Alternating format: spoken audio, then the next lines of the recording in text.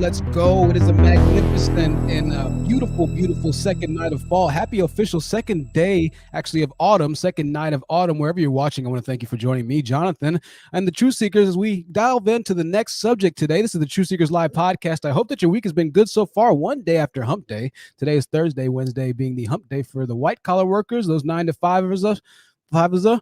That's right. You heard me. 5 I made up a word. Don't worry. All words were made up at one point or another. Almost 100 people watching right now. Almost 100 people watching. We're going to have some dislikes. Make sure you like on your way in. This is going to be a hell of a show.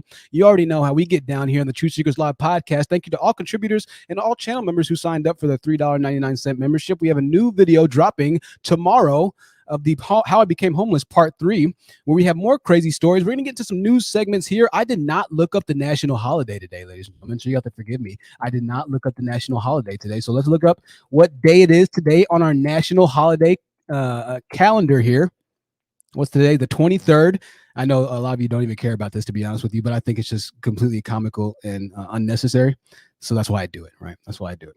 I'm scrounging to find the holiday. What day is the national? Let's see. What day is today? National holiday. Let me tell you something, ladies and gentlemen. We have a hell of a show. Hell of a show today. I know I say that all the time. I really mean it today. I really mean it today. Obviously, I titled things a certain way, and that might piss a lot of people off, guys. It might piss a lot of people off. What can I say, right? There's a reason for it. And I want to just preface this message with a message. By the way, today is Celebrate Bisexuality Day. That's going to piss even more people off. It's also International Day of Sign Language. It's also National Great American Pot Pie Day. And if you play checkers, today's National Checkers Day. So that's our national holidays of the day. Today's message is meant to reel you in. It's a little bit of clickbait, right? But make no mistake about it. As we always do on this channel, as I always seek to do, I tie in a very non-argumentative message with the title, and it helps you to really understand why I title things the way that I do. So stick around, because I'll explain why I titled this what I did. I know a lot of black men hate me. They say, oh, you're this, you're this, you're that. But when I bring the video evidence that we're going to see here in a little bit, both of days past and of current modern day, it's going to make so much more sense. Let's start with some news. We have some incredible news to share with you today. There was a mass shooting. That's right, a mass shooting in Collierville, Tennessee. One killed. ABC News is reporting. You might have heard about this, ladies and gentlemen. For our audio watchers, we're just looking at the news clips right now. I'll blow it up for you. You might have heard about this. It was on national news TV. As of right now, 1 killed, 12 injured at a shooting at Kroger in Collierville, Tennessee. A gunman opened fire inside of a Tennessee grocery store on Thursday, killing 1 and injuring 12 others, authorities said. Forgive me. The gunman was found dead of an apparent self-inflicted gunshot wound, they said. Collierville Police Chief Dale Lane confirmed Thursday evening that one victim is in the intensive care unit ICU and another is in surgery. The extent of the other's injuries is not clear. Since police responded to the reports of an active shooter around 1:30 p.m. local time at the Kroger in Collierville, a suburb located about 30 miles east of Memphis. Chief Dale Lane of the city's police department said officers searched every aisle and room inside of the supermarket, helping the injured and bringing out several employees who were still hiding. Investigators are working to determine whether the workplace violence was a factor of a Kroger shooting, 2 law enforcement sources told CBS News. The investigators are looking for whether the deceased shooter might have been a disgruntled employee. Horrific story. If you are armed and carrying, ladies and gentlemen, there's a reason for it, but be conscious and aware that there are people who should not be carrying that are armed and carrying as well. That's one of the reasons why I actively carry, legally, of course. Let's go ahead and move on to our second news article. A black male, a university graduate student, is actually missing right now. I know a lot of you might be familiar with this case of the Gabby girl, right? The young white girl who was murdered by her boyfriend. They're looking for her boyfriend right now. And I wanted to bring up this article because it brought up a really interesting point of contention. That's the young man that you see right here. MSN reports that missing grad student Jelani Day's wallet has been found as his mom pleads for resources. Quote, all I want is my son, right? Authorities have confirmed the discovery of the wallet belonging to missing Illinois State University graduate student Jelani Day has been found. Police in the city of Peru, which is not in Latin America, by the way, it's in apparently close to Chicago, was found some time ago around September 2nd on a street in LaSalle, about 94 miles southwest of Chicago, as well as other items belonging to another ISU student. And on September 4th, a body pending identification, right? Day's mother, meanwhile, is speaking out in hopes that she receives some hope or resources from help from the news station. This article has been written terribly, right? Apparently, this news story, I'm going to conclude this here because I'm just destroying it, said that he was studying to become a doctor, right? So this young man's still missing. And in the city is crazy, Chicago, we ultimately don't know what happened to him. In Canada, a man punched a nurse. Truth, you never report any white stories. Any white people kill people too. Here you go. I'm going to report this. A man punched a nurse in Canada after his wife was vaccinated against his will for the cerveza virus. This isn't funny. This is horrible, right? But on Monday, around 9:15 in the morning, a man walked into the Brunet Pharmacy in Sherbrooke, a city in southern Quebec, and accused a nurse in her 40s, who police have not named, of vaccinating his wife. Right at the beginning, the suspect was very angry, they said. He asked the nurse why she vaccinated his wife without approval, without his consent, Carrier said, and he punched her right in the face multiple times, so the nurse didn't have time to defend or explain herself. She fell to the ground, and the suspect left running out of the drugstore. Ladies and gentlemen, these vaccines are truly causing a lot of controversy in a lot of our lives. Let's go ahead and move on to the discussion tonight. Why did I do what I did? I want to thank you once again for contributing and donating. If you'd like to contribute and donate, then the mods will post the links to the donations. And once again, ladies and gentlemen, I'll say that later. Don't worry, I'm going to save this for later. I'm going to say that for later. Why I named this what I did. Also, by the way, I know I'm saying a lot. My candle came from Unique Boutique Candles. This is caramel apple latte. Let me tell you something. I'm going to light this right now. You're supposed to light this drink candle under a plate. This candle smells so good that I kid you not, if it was a $50 or $60 candle, I would probably still buy it. It smells ridiculous. So I want to thank Unique Boutique Candles for taking care of me and really taking the scents in my place to another level. This candle smells unreal, right? Absolutely unreal. We'll have the links to the sponsors. The mods will put those in the chat. If you don't do it right now, we'll put them up a little bit later. The bar is set low. This is the message before the message, okay? I in no way am demonizing black males for having an education. Actually, I 1000% stand for black males having an education, going out of their way, becoming educated, and making more money in life. That's what it's all about, right? But there's a concerning trend that has been going on since the late 70s, and now it's becoming more popularized inside of the manosphere content creators like Kevin Scamios and all these other types of guys, right? There was a time when an educated black man was a common identity.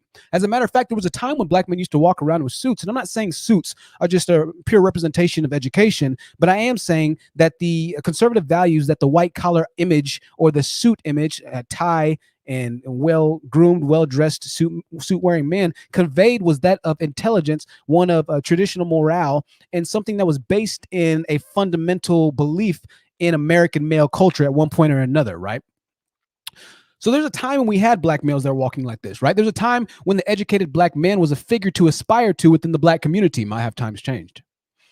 Also, I want to give a huge shout out to a lady that got a comment from the other day, said that she has a hard time staying engaged in live streams and she watches the entire live stream hours on end. Very, very interesting. So I appreciate you and that comment there.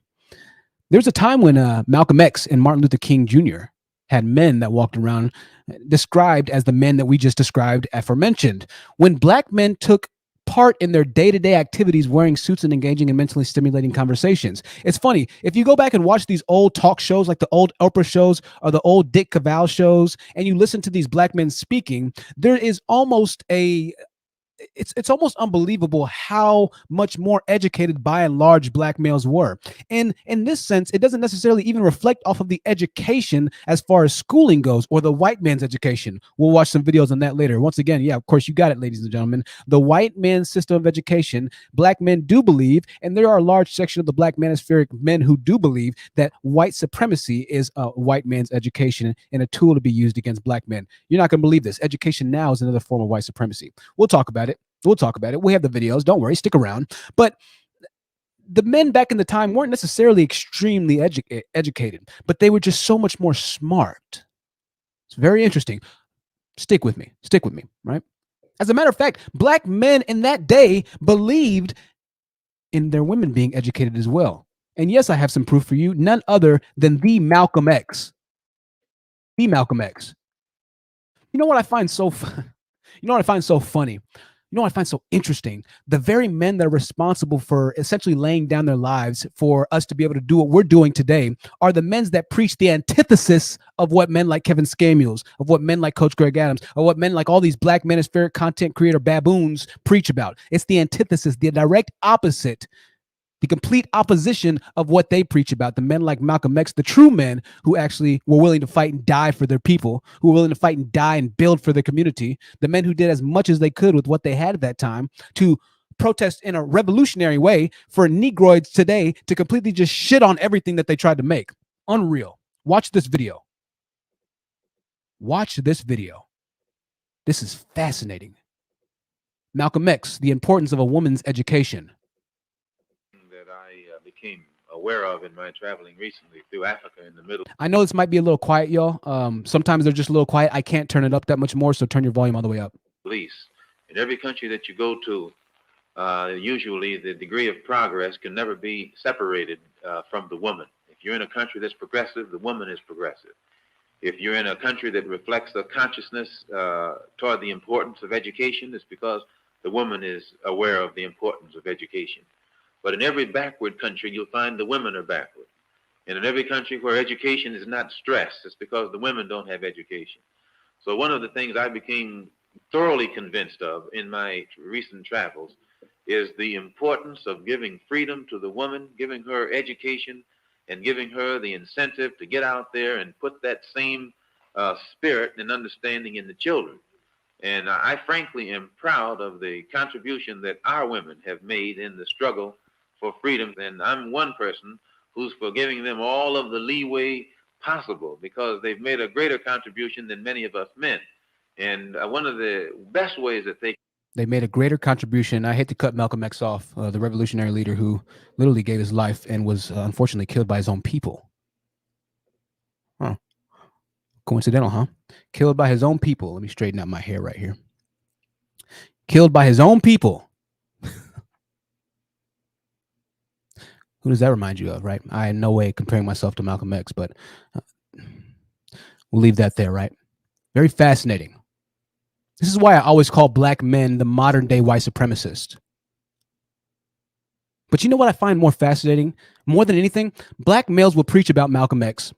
Negroids will convert to Islam as soon as they go to prison, support Malcolm X, march for Black Lives Matter, but will never stand for or acknowledge 95% of the things that Malcolm X stood for.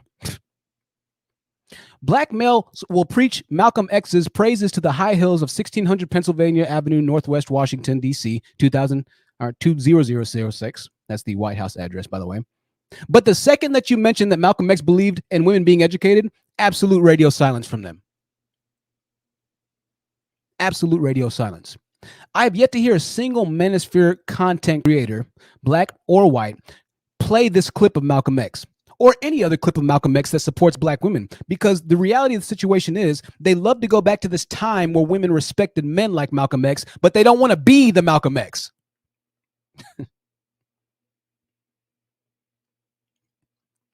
They fail to see how they contribute to their own problems, something that we always say, right? Now, they're going to excuse themselves from needing to play such a clip because in their minds, the women's were more submissive back then, just like what I just said, right? It was easy for men at the time because, right? But when you listen to the eloquence of speech, thought, and the passion that these men at the time, it's no wonder why women may have been more willing to submit or ride along so with them in their conquest and crusades in life, right? Hint, hint. It's because the men were actually willing to care for and give a damn about their women in the community. Funny how that works out, right? When you care, your women care for you. I know it might be a hard concept for you to believe in. Don't worry, we'll go to the educational part in a second. Black men want the respect of Malcolm with the mentality of Tyronius, and then wonder why not even their fellow brothers take them seriously. Conversely, even the men who are educated aren't taken seriously by their own black men either. Let me side trail this with something. For the life of me, I can't understand how Kevin Samuels propagates himself as somebody that's actually trying to fix the black community, yet his best advice to women who out-educate the men that require them to submit is to lower your expectations of the men that they should be choosing and desiring. Kevin is quite literally the antithesis of what Malcolm X stood for, yet black males have rallied by the millions to support him. Absolutely mind-numbing. So this is what's interesting, okay? Malcolm spoke about the importance of black women, or women in general within a community, being educated. But we must remember that this was during a time where black males valued education more than anything in the world. They knew that education was the great equalizer. Through education, the ability to compete, right? The ability to compete was equalized. It was greatly improved. Now, I know most of the dusty derelicts, that's the term that Lexus Exodus says, dusty derelicts. I'm going to say, well, how can you expect me to follow the mind of the white man's system of control? How can I, as a black man's, be right? So just all this weird shit, right? Education ain't that important to me. But again, let's just assume that you're right. Let's just assume that the education is the white man's supremacy to use against you. And I have some videos coming. Ride with me. I have some videos coming. Yes, they believe that. I know it's hard to believe, right? They believe it. I'll show you. They'll claim I lie about everything. I don't lie about anything, right? I'll show you. So let's just say that you're right and that white supremacy will seek to stop you in your conquest for systematic prosperity in white America. I asked you, black supremacist Hotep Jesus, what is your solution? What is your solution then? Right.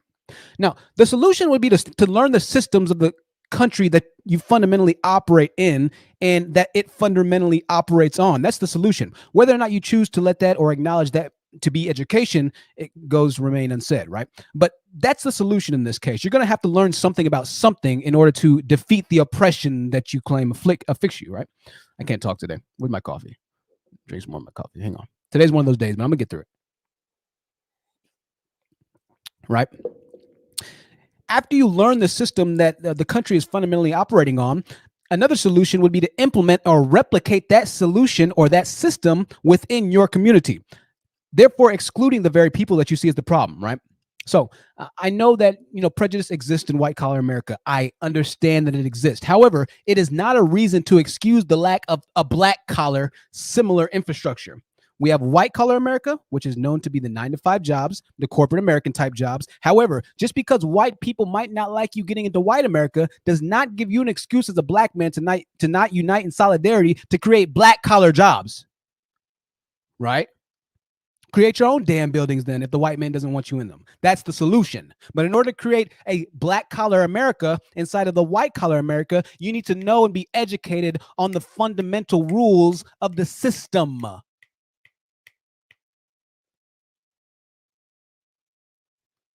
That's why it comes into play. Even if it is a white supremacist system, you still need to know that system. You still need to know your quote unquote enemy. As a matter of fact, when you're in war, it helps to have spies behind enemy lines so you can know exactly how they're strategically planning to move against you, because the worst type of enemy is one that you don't know how they operate, right?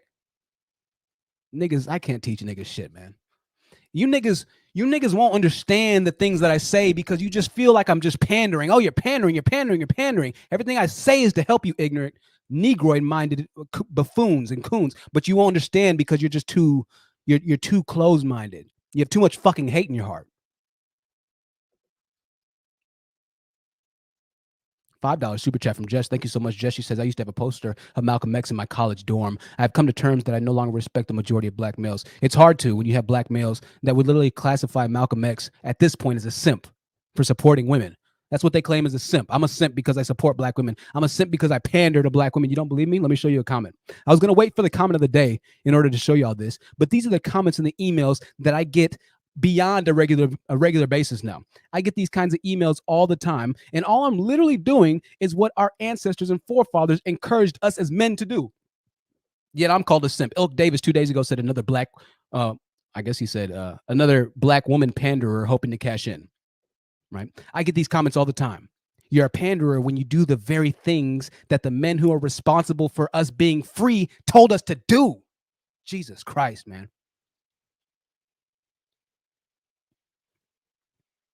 So somebody asked me a long time ago, do I think there's hope for black men? By and large, no. I don't think there's hope for black men.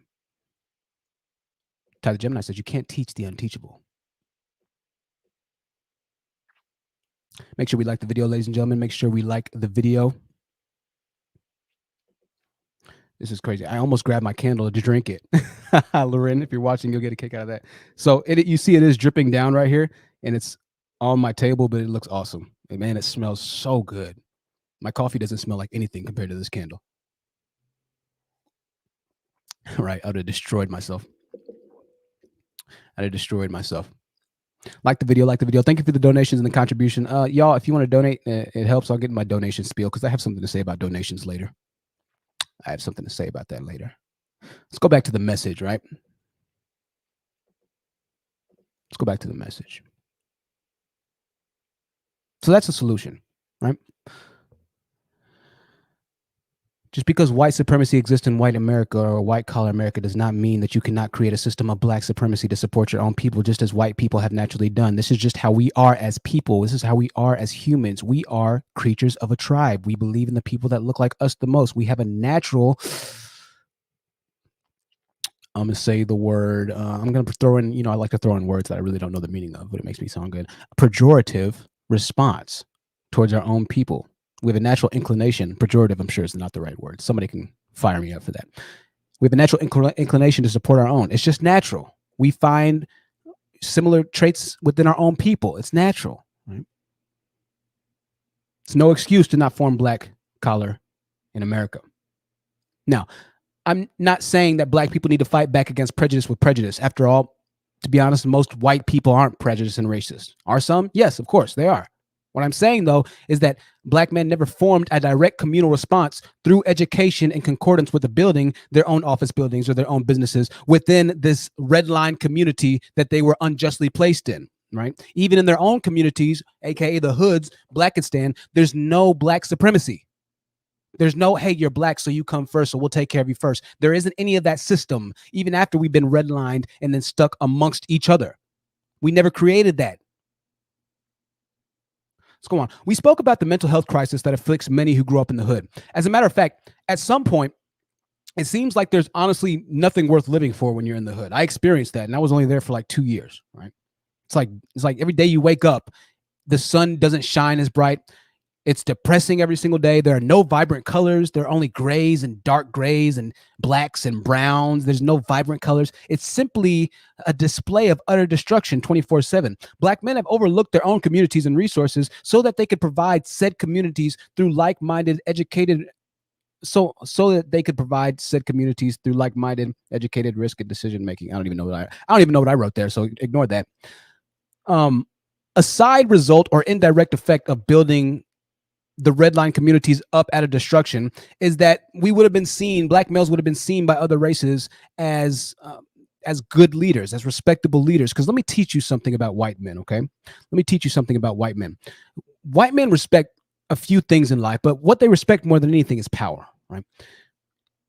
By them redlining black communities into a certain area and still those areas that they redline and tell you to be in, thriving, rising, and pushing through the fire and the flames, growing into well-to-do areas, white people would respect that naturally. Let me hit something on this, right?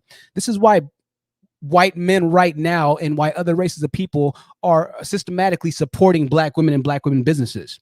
You might have seen a page or a post that I shared from Miss Elite. I'm going to go ahead and share you this article as well so you can see what I mean, right? They respect people who are able to dig themselves out of the entrenchment of despair, right? So you might have seen this. You might not have seen this. Issa Rae, she is an actor or actress, whatever you want to kind of take it as, of a very popular HBO show, but she recently paired with American Express to promote black-owned businesses, right? She did very well for herself. And now she has the support of American Express, and she's going to give back to the community. The reason that white people are supporting black women more than they're supporting black men is because they see, by and large, the contributions that black women have to give back to their communities instead of being like Negroids and completely divesting and leaving once they make a little bit of money, like Kanye said. And you keep right, girl, because when he gets on, he'll leave your ass for a white girl, right? They understand that. They see that, okay, we can make money with black women because they're more community minded than their men are. They'll stick around. They'll educate themselves because they understand the systems of fundamentalism of how our country actually thrives and works. All right. We'll get to some videos in a second. Whites have realized that black women are valuing the solution, education. How do you get out of the hood? How do you get out of the shit environment that most black people live in? How do you get out of Blackistan? Education. Therefore, the monetary value black women bring at this point is higher than males. At this point, black women are doing more for the black community than the black men are. We'll discuss this in a later podcast. I remember talking with my father about the question that the pink pill asked me, what makes me so different? And I didn't have the time, once again, to really formulate a correct response on that question that she asked me, but I thought about something as far as the regards of education. And here's what I came to the conclusion as. I remember being in middle school, and I might have already said this, but I'm going to say it again if I did. And I took a class on mythology, Greek mythology, kind of Norse mythology, right? That's right. I learned about Greek mythology in middle school. Now, I can't remember anything about Dionysus, Perseus, Hades, Thor, Zeus, or any of the Odyssey. It was a book, Homer, the Odyssey, or something like that. But as an adult, I see the immense value that the white educational system added to me. You're going to hate me for saying this. Oh, he said the white education, like black people are. Listen, okay. Look at your average HBCU, and then look at an average university. There's a pretty big difference. Let's not kid ourselves that the churches. I'm sorry. Well, the churches too. The churches and the schools in the hood are not different from the charter schools or the normal public schools that have mostly white attendees. There's a very, very, very, very, very stark difference. All right. It's a known fact that if you want your child to have the best education, you're probably not going to take them to PS 18, public school 18 in New York City, but you're going to have to go to some kind of small Catholic or charter school inside of New York City that's predominantly white. That's more than likely a little bit more to ludicrously more expensive, right? It's understandable. We get that. So let's try not to harp on what I said there. Now, teaching a malleable mind about concepts like mythology that, in order to understand, require imagination and thinking outside of the box, formulating and conceptualizing stories of lore and reasonings, needing to have an ability to read in between the lines and writing responses and papers as to why the gods and titans didn't like each other, helped to develop a critical thinking skill set that I had not previously encountered or acquired in school. So from the untrained eye, it might have seemed like a ridiculous course to take in middle school. Why would a kid need to take a mythology course? Right? But the conceptual design of that particular class had a very drastic effect on my ability to reason and think in between the lines. I want to say something. I'm not knocking black teachers. As a matter of fact, we need more black teachers, especially since 2% of all teachers in the nation are black males. 2%. And I want to say something else about this education thing before we get into our videos. How can you expect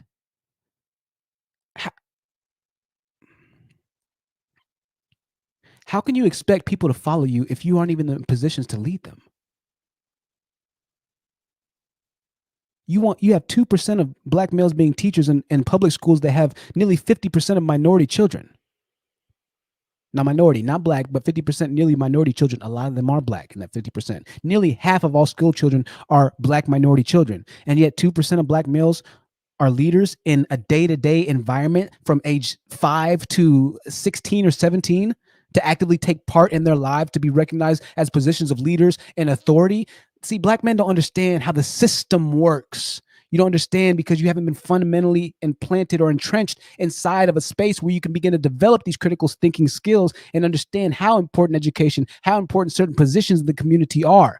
You want to be a leader, but you're not in any single public realm or spectacle of leadership. Very interesting. You'd be hard-pressed to find a mythology class in the hood in public school 18 in New York City. It's the last thing I want to say about that. I was recently on Instagram, first video of the day, and I watched a clip of Wild 'N Out. Saw a video that struck me. Let's watch this video, and we're going to go on with today's conversation. You're going to get a kick out of this video.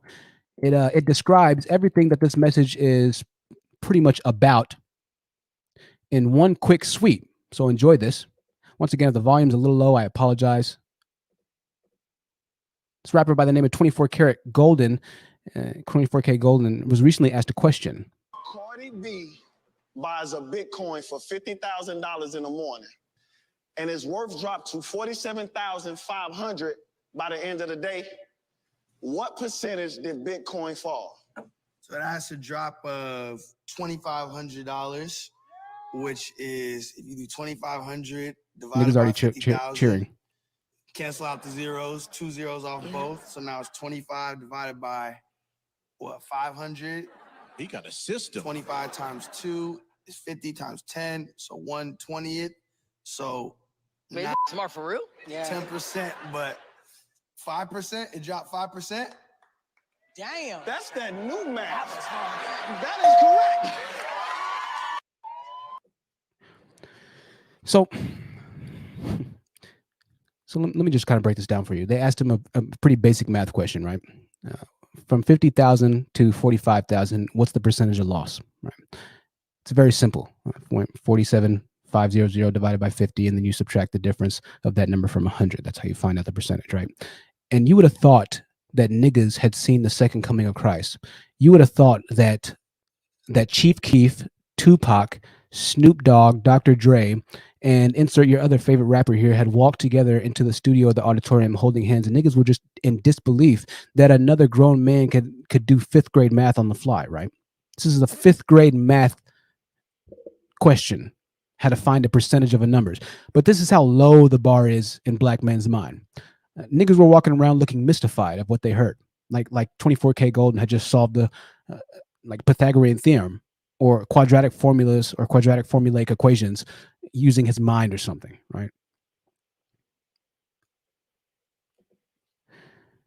Now, this kid is a biracial rapper who lives in LA, and he was recently on MTV's hit show, Wild 'N Out, an American sketch comedy and improv game show series that was created by and hosted by none other than Hotep Jesus' cousin, Nick Cannon, baby mother creator extraordinaire. So the surprise here isn't that surprising in the fact that these dudes aren't necessarily the brightest crayons in the collection. Now, by the end of the discussion, I want to focus, and we kind of just talked about how they were so bewildered, the level of bewilderment that another black male was able to solve percentages in his head. It's almost, blasphemy, right? Fifth grade math being solved in your head. Oh my God. Black male's like, this nigga's smart for real. This nigga's smart, right? Now, I'm going to show another video here. That's just our first video of the night. Stick with us. We have a lot of good videos tonight. All right. I'm not going to show this video. We're going to go to another video really quickly. Bouncing around in my notes here. So we spoke about earlier that black males really think that education is part of the white man's system. So I want you to watch this video. Listen to these Negroids talk. The name of this video is Education in America for Black Men is Set to Systematically Destroy Black Growth. That's the name of the video. Enjoy. Education Board, Department of Education, was put in 1979. It was founded from the General School Board, but General Board of Education that was founded from Gates and Frederick T. Gates or Frederick J. Gates, I remember, and John D. Rockefeller, where Gates was his actual business advisor to a number of different things. They put in $250 million into the school system to promote and build the state-controlled school system all over the country. $250 million in 1903 is worth $6.8 billion by today's standards. We don't put $6.8 billion of our own money back. I don't even know what he's talking about, to be honest with you, at this point. I have no idea what point he's trying to convey. But we'll try and go fast forward a little bit later to this message or whatnot, so we can say one other thing. Put the bug within our DNA by educating us off so we have no sense of value. Because it's no sense of value that now takes away our opportunity to co-create. We don't co-create those things to now not have problems to the things that you're giving me technology that I don't need. We have more medicines for ailments that we don't have. And the ailments that we do have, you gave them to me because of they're putting this food that didn't need to be put in there.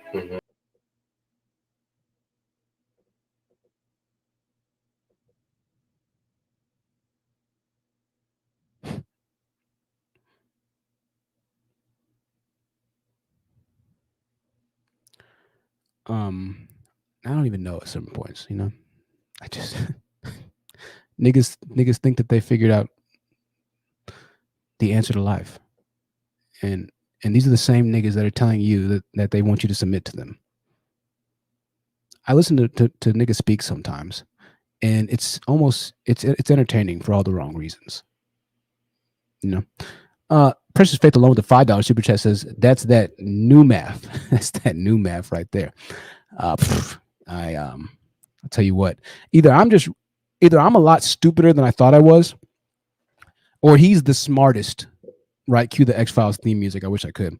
Or he's the smartest individual to ever walk the face of the planet. I'm not quite sure which one it is at this point. I'm not quite sure which one it is. Once again, the name of the video is Education in America for Black Men is set to systematically destroy Black growth. All right. We'll get to an explanation on this video here in a second. All right. Here in a second. I want to speak about education before we go on to our next video. And these videos only get crazier. Trust me when I say that. These videos only get crazier. Remember I said that 2% of Black teachers are males, right? I'm going to show you one other video. And then we're going to go on to my next point here. This video is particularly disturbing because it shows us and acknowledges what we really know to happen in the hood and the communities, and that's that nobody wants to be in the hood. Nobody. Now, there was one particular community that had a hard time finding teachers to teach at a school, right? And I want you to hear the solution of what they had to do. This is fascinating, man. Simply aren't enough qualified math and science teachers in this country. So what are they doing? Well, at least one city is importing teachers from overseas. Sean Caleb's has our report. This will serve as the guide for the liquid to go to the... Vita Antonio has a good rapport with her students.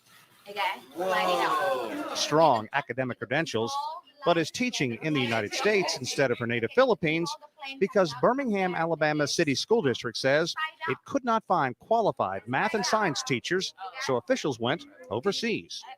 If I am a teacher over in the Philippines... So I'm just going to stop that there. Nobody wanted to teach at the Black schools because the Black schools were just lower paying, trash. Nobody wanted to be there, right? We know that this is Blackistan, right? So let me break this down why I'm showing you this, okay? Because Black men don't decide to re-engage their own communities, invest in their own communities, build up infrastructure in their own communities, the kids ultimately end up having to face the backlash of the terrible and the shitty leaders that the Black community is majority comprised of, right? So because nobody wants to teach in Black schools, because Black neighborhoods, infrastructure, pay wages so piss poor, because Black men choose to divest as soon as they make it out of the hellish environment that is Blackistan, they contribute directly to the revolving door that is the miseducation of next generation's leaders. But in order to understand this, in order for Black men to understand just how integral of a part they play in the dismantling of their own culture that they complain about 24/7, you need to understand two fundamental concepts of economics: microeconomics and macroeconomics. Microeconomics is the part of economics that's concerned with single factors and how a person buys and reacts based off of their own individual decisions, right? Macroeconomics is dealing with large-scale general economic factors, right? Such as interest rates and national GDP and productivity and stuff like that, right? Now, it's not until you understand these concepts that you start to see just how destructive the uneducated Black male mind is, right? It isn't just all about working for the white man. It comes down to understanding how the white man system works and how you can work it for your community. Niggas won't understand and hear me though. Listen to this. You niggas still sit here, right? They'll still sit on my platform. They'll sit on my channel. They'll email me. They'll write me comments saying all the crazy things that they do, right? And some females think I'm pandering to Black women as well. So you got to be real about that. Niggas will still sit here and claiming that I just want money. I'm just saying what Black women want to hear. I'm literally dropping constant gems and diamonds 24/7 by trying to bring these issues to light. So the women who have been feeling and trying to voice their concerns about what they see happening in their environments can finally start to be shed on a public level, right? That's all I'm doing right here. Now, back to this video. How do you expect your community to follow you when you aren't even in the community to teach them how to follow you?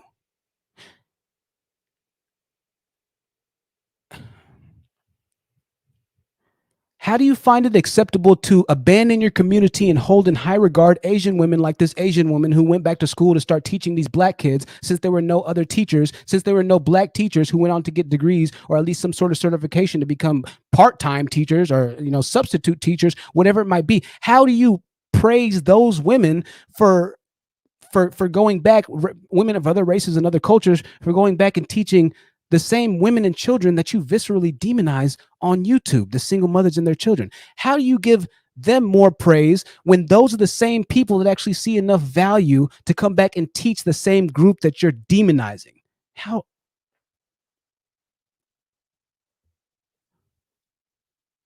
How does that work? Thank you for the $5 super chat. Precious Faith alone. She says they had to get people who are used to being in a third world country because the hood is third world status. Jesus. That's sad. But just like we saw that Asian woman, they'll say, oh, the Asian women are more submissive. They're more this. They're more that. They're more this. We're more that.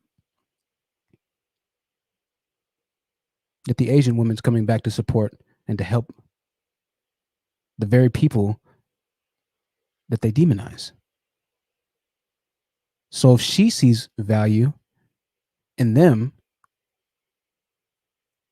who you don't see value in as a black male, then by the very nature of that train of thought,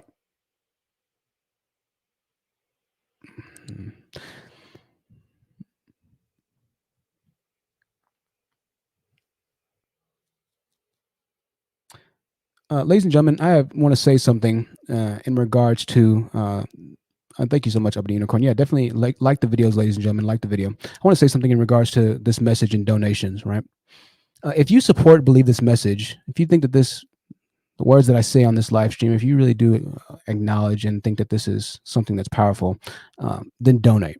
And here's why. It doesn't matter if you donate $1 or $5. Donate something. When you donate via Super Chat, not Cash App or PayPal, when you donate via Super Chat, YouTube promotes the channel.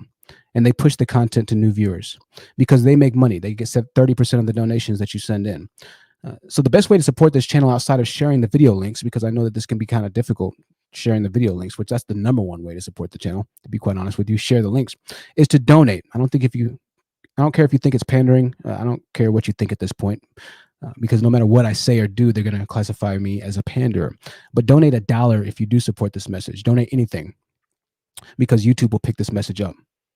That is the number one way to get these ideas out. Without the donations, then the algorithm and the systems do not promote it as heavily. There's no need for them to promote it as heavily because they're not making money. Right. I want to say one thing else. If you think this is pandering, then the mods will block you, and I'll continue to block you, because we know that anything in the black community that is striving to progress and shift the negative outcome into a positive outcome will be fought against, i.e. black women going to college and getting educations. That's fought against to the tune of 1 million plus males and females right now, right? Anything that represents the anti-stereotypical norm of being a black person in America, you're destroyed for, right? Doesn't matter what it is. The second that you start speaking out against the idiocracies, the degeneracy, the second you start doing anything that goes against the moral fiber, the immoral fiber of the pop culture's degeneracy, black male-minded majority, black-minded majority, then you're going to be demonized for it, right? So the crabs in the barrel bucket mentality has never been more apparent to me outside of when I started fighting for my own people. When I was in the hood and I started fighting for my own people and believing in black empowerment and this and that nature. My own people have done more damage to me than any other race of people in every aspect of my life, right? So if you support this message, then donate.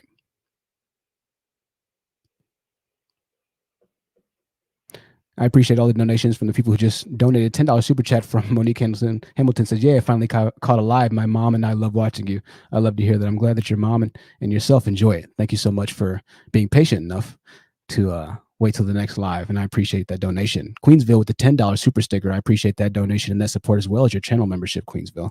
Hope you've been enjoying the members only videos. Caleb B with the $2 super sticker. I appreciate that, y'all. I appreciate that. But so is life, right? So is life. I want to go ahead and move on really quickly to something else that I found. We just got done talking about how black men view education as far as an actual form of white supremacy. Boyce Watkins, some of y'all know who he is, and there's another guy named Dr. Claude something. I can't remember his name. We're getting ready to pull it up. They made a video speaking of how whites indoctrinates blacks with education, right? Whites indoctrinates blacks with education. Black men really do believe education is the devil. This is why they aren't educated. This is why they're the least educated. They believe that somehow education is a form of systematic oppression by white people, right? Now, I don't know anything about Dr. Claude. I don't know that much about Boyce Watkins. So if I'm taking the words out of context, oh well. I think it's ignorance, to be completely honest with you. But maybe I'm missing it here. Maybe I'm missing it, right? Maybe I'm missing it. Now, this is an issue that transcends racism. right?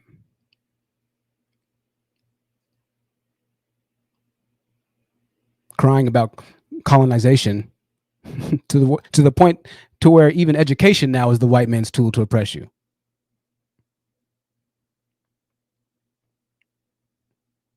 Let's watch another video really quickly, okay? Let's watch another video really quickly. We got some good videos tonight.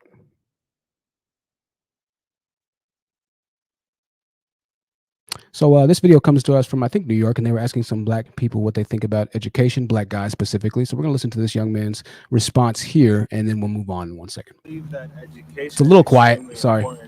But also, I feel like you can make it without it. My name is Chad, and I believe that education is extremely important. But also, I feel like you can make it without it at the same time. A bachelor's, I feel like it's not so important in today's society, but it's just good to have it as like a comfort, as just like a fallback. But as a black man, not even just as a black man, as a minority, it's important to get a higher education so that when you're outside in this real world, people aren't just throwing words at you and throwing information at you that you're not aware of, or that you just can't comprehend. So it's good. He said, hey, I think that it's important. You should have a higher education as a black male, this, that. This is awesome, right? 1000% stand behind this. So I want to make sure I put videos of brothers speaking about education who do believe in it. And there were 2 others that believed in it as well. But I want to address what he said earlier in this. He said, I think that you can make it without education. And this might be true, but I really need you to understand, and I'm going to break this down in a way that can help you fundamentally understand how, yes, you might be able to make it without an education, but you're going to need to really have a serious game plan together, especially in 2021. So before I do, Henry Frick with the $40 super chat. Henry, back in the building. Thank you so much, Henry. He says, what you're saying hurts my feelings, but the message needs to get out. I appreciate that support, Henry. And, it hurt me for a while too, man. It did. I finally had to accept a lot of things in my life. But in order for you to grow, sometimes you need to be able to accept the pain of the wounds that the blade of truth can kind of slice and dice you with, right? The classic Yaya for $2 says, always was weird for questioning the BS. Absolutely. Absolutely. I appreciate all that support. And thank you, Henry, for the huge super chat right there. I appreciate that as well. Henry's donated quite a lot, ladies and gentlemen. So the black man who just got done speaking here is right and wrong. Yes, you can absolutely make it without a college degree or a college education, but it would assume that to begin with, you have to be an intelligent and well-researched or educated person, or a creatively unique or talented person to begin with, in order to make it without an education in America. And I say make it loosely. I mean living above the poverty line, essentially, when I say make it, right? Now, in order to make it without a college education, you need to be educated on career paths and career choices that can pay a serious enough amount for you to be able to make it, right? So education still has a part here, even if you decide not to go the collegiate route. You still need to know something about something. You still need to go to potentially a trade school to become educated in a certain way, whether that be HVAC, welding, or something along that nature, something along that line. You can't just simply find a job where you're completely uneducated, a brute for a lack of a better term, and then end up making above the poverty line. It doesn't happen that much, right? It just doesn't happen that much. Even if you're talking about becoming a professional athlete, they still have to go through a year or 2 of college. You still need to have some level of intellect about you, right? Not to mention, professional sports teams do actually look for intellectually, I don't want to say anything bad, progressive athletes. It's seen better if you are a smart athlete, because that means you'll be able to grasp the fundamentals and the concepts that they try and instruct or teach you on. Right? Being a player in the NFL requires a certain level of intellect. It's a big playbook, and things happen very quickly. Even athletes aren't complete brutes when they get to the professional level. A lot of them are, relatively smart guys. Not all of them. Obviously, we see some interviews where they're like, it was good, and and they're not saying too much. But they've at least gone through a few years of the collegiate system. And whilst they might have had a study buddy with them that did all of their work, they've done a little bit, right? But the preference is given to the smart athlete. So I want to say that, yeah, you can make it without education, but you're going to need to know how to make it nonetheless. You're still going to need to have some sort of education in that, right? Now, I want to say something about the beauty of college. For a lot of black women, and for a lot of people in general who grew up in the disparaging and the disparity laden world of the hood in Blackistan, going to university was the first ability or the first experience of stepping out of Black destruction. This is why Black women, I think, really value college so much more than Black males, because they seek to get out of that hellish environment. And when you first step onto that campus, when you first get to that university, and you're surrounded by a courtyard that has flowers and trees that you've never seen before, you're surrounded by these massive buildings that have historical reference and deep history behind them. It's surrounded by a certain level of thinking, and you have these conversations that are extremely expansive, that don't just revolve around the same monotonous ideas that you've been listening to for the past 18, 19, or 20 years prior. When you finally break through to the white man's dwelling, if you will, you see just how much more life has to offer. And so I think a lot of the reasons why our Black women are starting to focus and value education more is the visceral response that they have been given, or that they have been evolving into, for trying to escape the hood, for trying to escape the degeneracy of Black America and the Black community. If you've never been on a university, I would advise you to visit a university. And as soon as you drive through the gates, as soon as you walk on the campus, you're going to feel a feeling, if you haven't been there before. It's a sense of pride, and it's a feeling like, wow, this is an entirely new world, right? This is something that I mean, I can't even explain it to you how college really feels if you've never been to a college Division I or Division II university, or even a Division III small university, right? But it's an incredible experience, right? Now, I want to also say one other thing.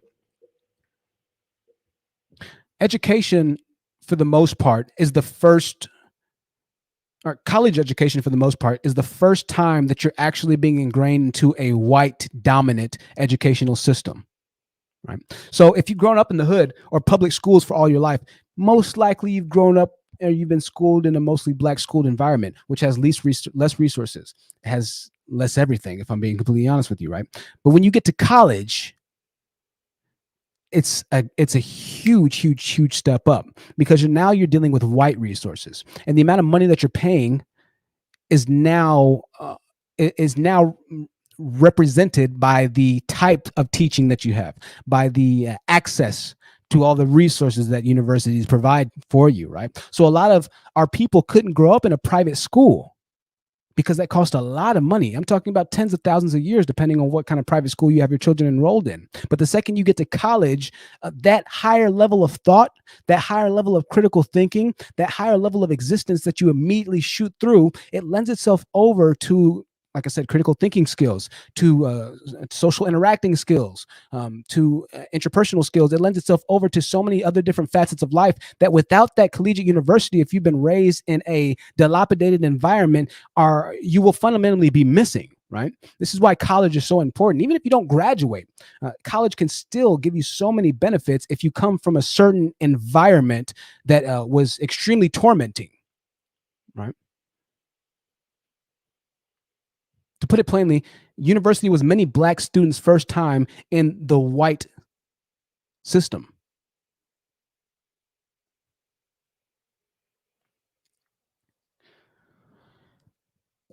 I can't say that. Got 323 people watching right now. 323 people watching. Sherelle says trades can pay six figures, but you still have to complete the programs. Absolutely. Absolutely. Kimmy Kin says the access to education and resources makes the college experience so enriching. Yeah. College is another level, man. College is another level. But once again, it's another level because of everything that you pay for. It's understood that when you get to college, it's going to cost a lot of money. So you get these loans, you get these grants, you get these this, you get these that's. And this is once again where money comes into play, where money is of value, and money has immense value tied to it. It's not necessarily the money itself, but it's what the money stands for. So when you put the money behind your education, everything that education or that university, that collegiate accredited university stands for, all the access and all the resources that your money goes to actually buy into, is what gives you that enrichment, right? So the money is only a tool, but without that tool, nonetheless, you cannot acquire a certain skill set. You cannot get a certain job. You cannot complete said job without buying into that tool to begin with. So money is critically important. Money is also a big reason why we still stay so far behind as far as valuing importance of education, right? As far as valuing education, as far as speaking and creating these schools, creating small after school programs for our own people, starting to enrich, i.e., or invest in schools in the hood, whatever it might be. We as Black people, and particularly Black males, still don't necessarily see the importance in education by and large. This is why they're the least educated. So there's a correlation between everything that I talk about, the need for valuing education in pop culture and communities, the beauty of Black women becoming more educated. If Black men would start to rise the education amongst themselves to kind of match, or at least to somewhat rival, the education of Black women, then you'll start to see a greater economic development. And you'll start to see a greater economic enrichment inside of the hoods and the communities. And then the gap starts to close slowly and slowly and slowly and slowly and slowly. But without you understanding the actual economics behind developing a business, behind running a community, without you understanding the macro and the microeconomics, once again, without you understanding how business works, how tax works, how the judicial system works, without being educated on the system that you live in, you'll never be able to take advantage or to solve these solutions that you're trying to solve, that you claim afflict you. So it all starts with education, right? Save Book with the $5 super chat. I appreciate that $5 super chat, Save Book. Yeah, definitely make sure to check out our sponsors, ladies and gentlemen. This is sponsored by Mystic Tone. Love using their sugar scrub. I thought I'd never say that as a man, but Jesus, it is amazing. A sugar scrub. It's amazing. Support the channel if you want to, ladies and gentlemen. If you donate it through Cash App or PayPal, I appreciate that. Super chat's always is best. I've kind of found that at this point, super chat's best, just to kind of get everything out here. So I appreciate that. Make sure you like the video, ladies and gentlemen. Also, I'm going to put some other links up really quickly. Maybe.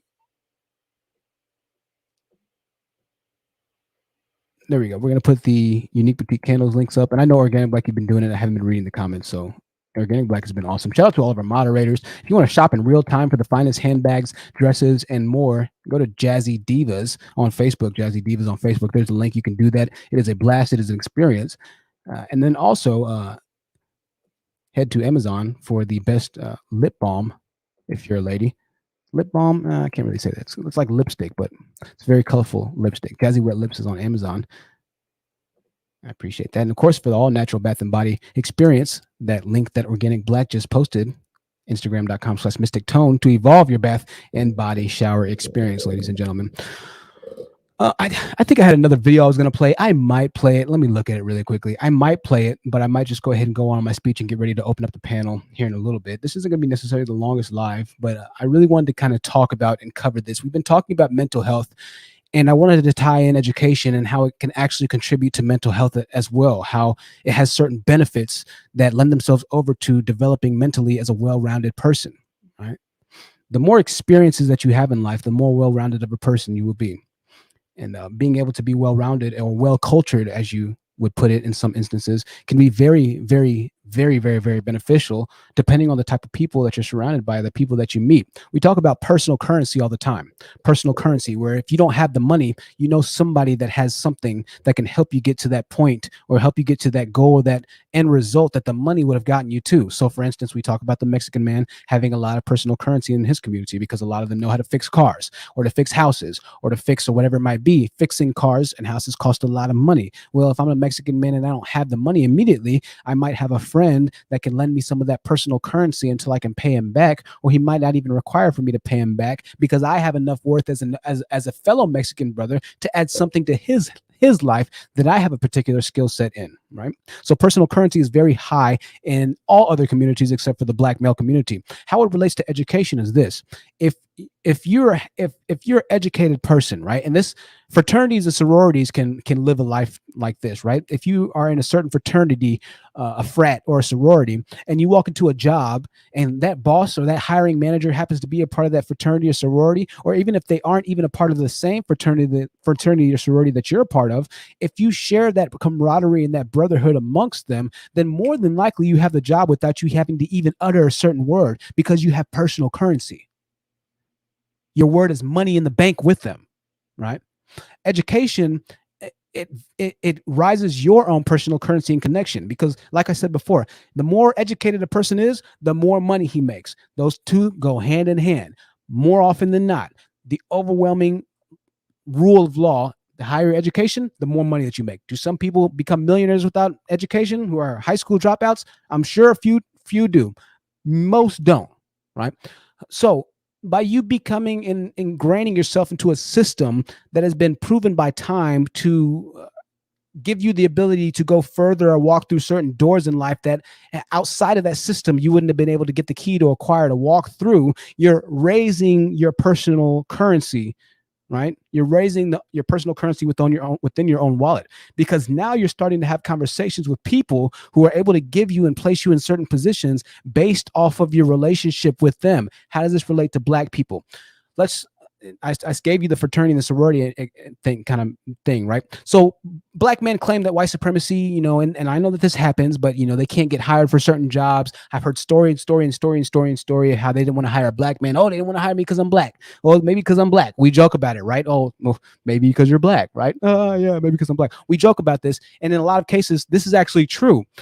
So how do you solve that? How do you start to actually get better jobs? Well, you have to be in a position of management. Just like if you want to change the law, you have to be in a position of authority or rule. How do you get in the position of management and or authority of a rule? Well, you have to first show yourself approved or have the accreditations needed to be able to be a manager. Most general managers of companies now, even if it's a company like, I don't know, Five Below or like Target, most general managers, the store managers, have degrees, right?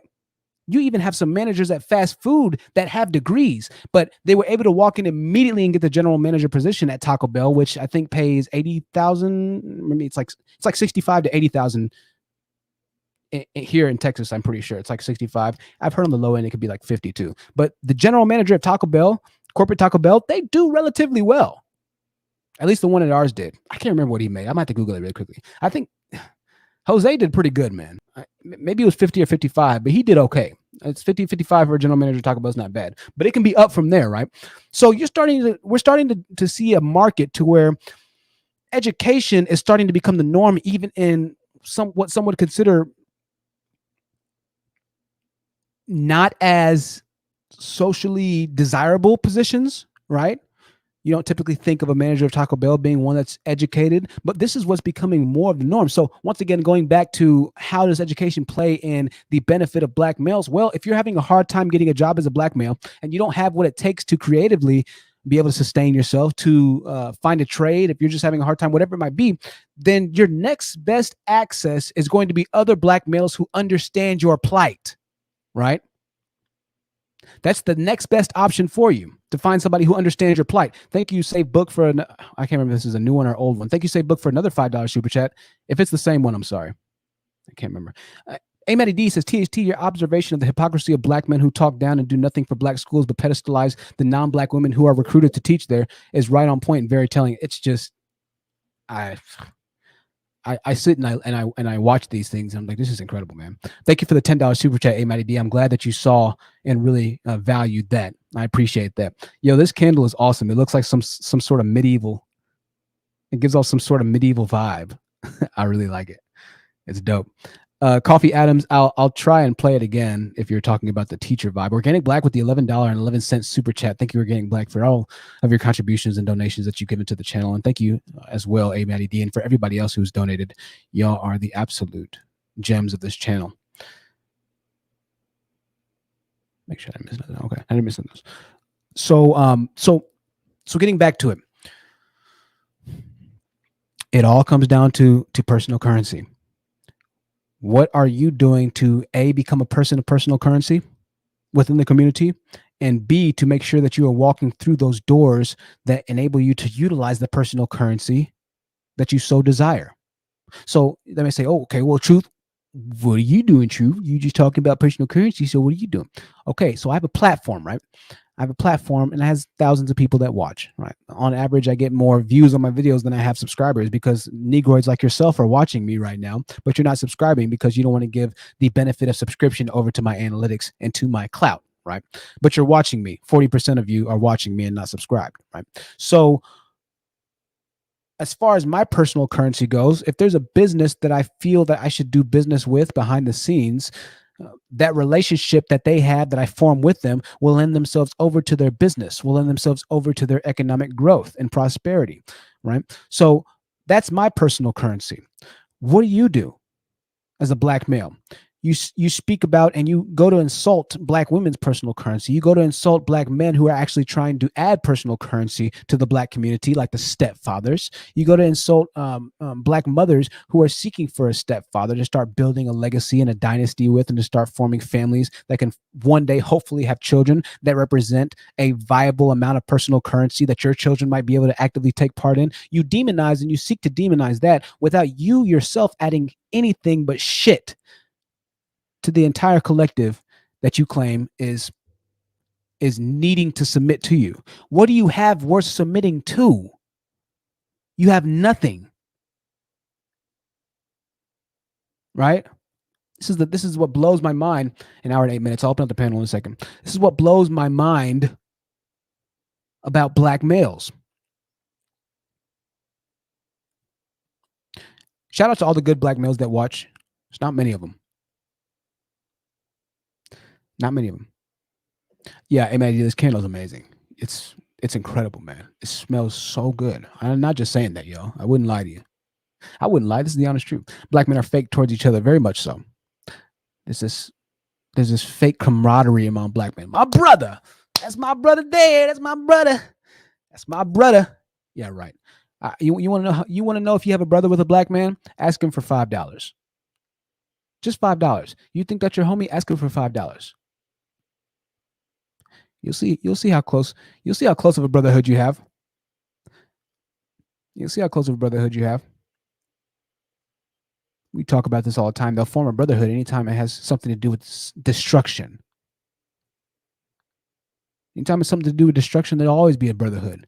Why do you see no black businesses hardly anywhere? Because brothers don't unite for positivity. Right? Why is black entrepreneurship not nearly as successful or earning of an endeavor in comparison to music, right? A multi-billion dollar industry. Well, aside from the fact that black males lack the education on how record companies were able to fundamentally monetize music in and of itself, you see, and this is another thing I got to talk about.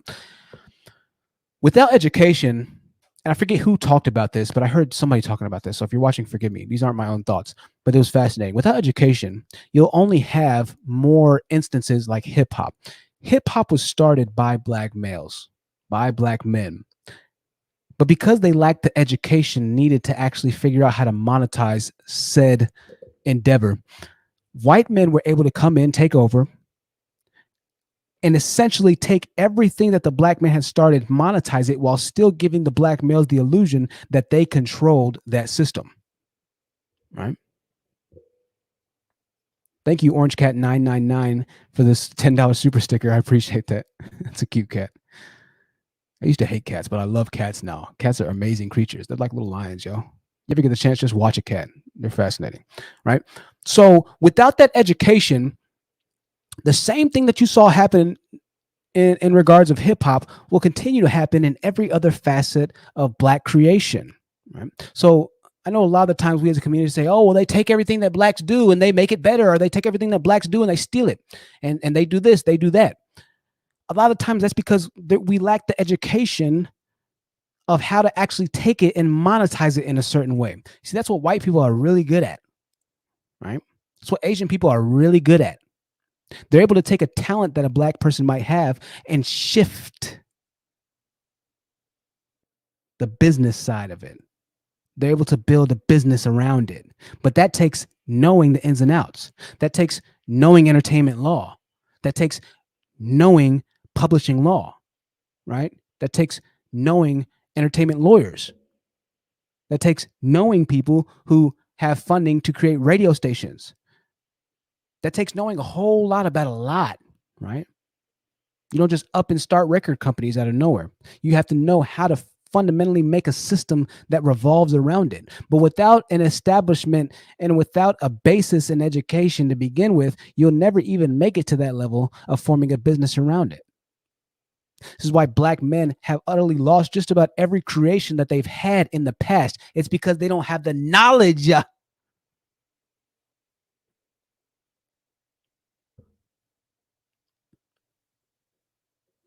What do I know? What do I know? I'm just a panderer, right? Save Book for the $10 super chat. I appreciate that. Save Book said for support. I appreciate that. I appreciate that support so much. You have no idea.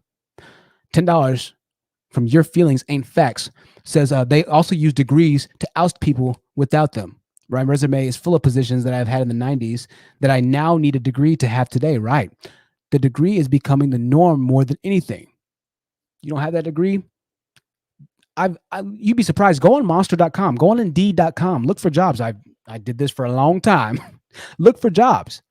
You'd be surprised how many jobs are asking for a degree now. We're talking about jobs that are paying $15 and $16 an hour asking for a degree. You might say, true, that's 15 or 16 an hour. That's pretty good money. It's decent. It's decent. That works out to like $24,000 to $24,000 to like $30,000 a year. I think it's decent money. Just check. Go to indeed.com and let me know what type of job you can get without a degree. You see, what fascinates me is this. Black men are the least educated, which means they're going to be the least earning, yet still are going to bash women for going to get a degree to be able to make more money to contribute to that 50-50 relationship that they already expect from the women to begin with. Like I said before, I understand if black men were just raking in the money. I understand if black men were really making so many businesses and they were just doing great and they were, approaching white men's establishments and starting to really raise the dollar circulation in the black community, and they were still having problems from the women. I would get that. I completely would understand. But the fact of the matter is they're nowhere even close in comparison to the financial race in America. They're far beyond dead last when you start to actually incorporate or take into account personal currency and so many different other facets or aspects of socio-capitalistic America. The race isn't even close, like at all, right? $5 super chat from A Matty D says black men are also highly culturally invested and give their legacy away instead of adopting a pay to play or establishing a clear line of cultural demarcation.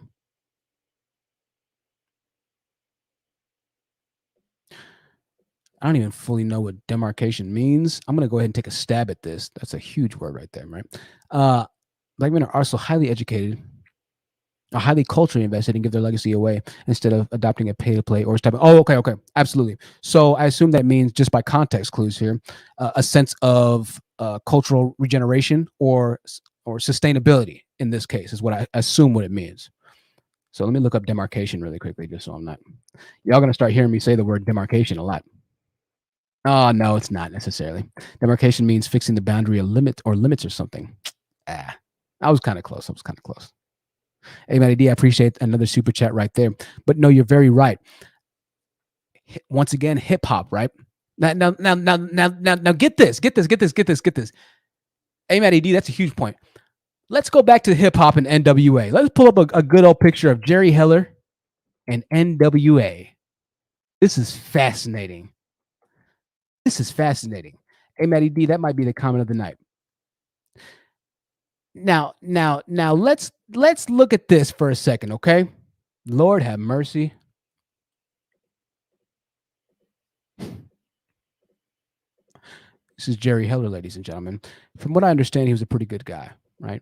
Pretty cool guy. It's Eazy-E. So let me break this down to you.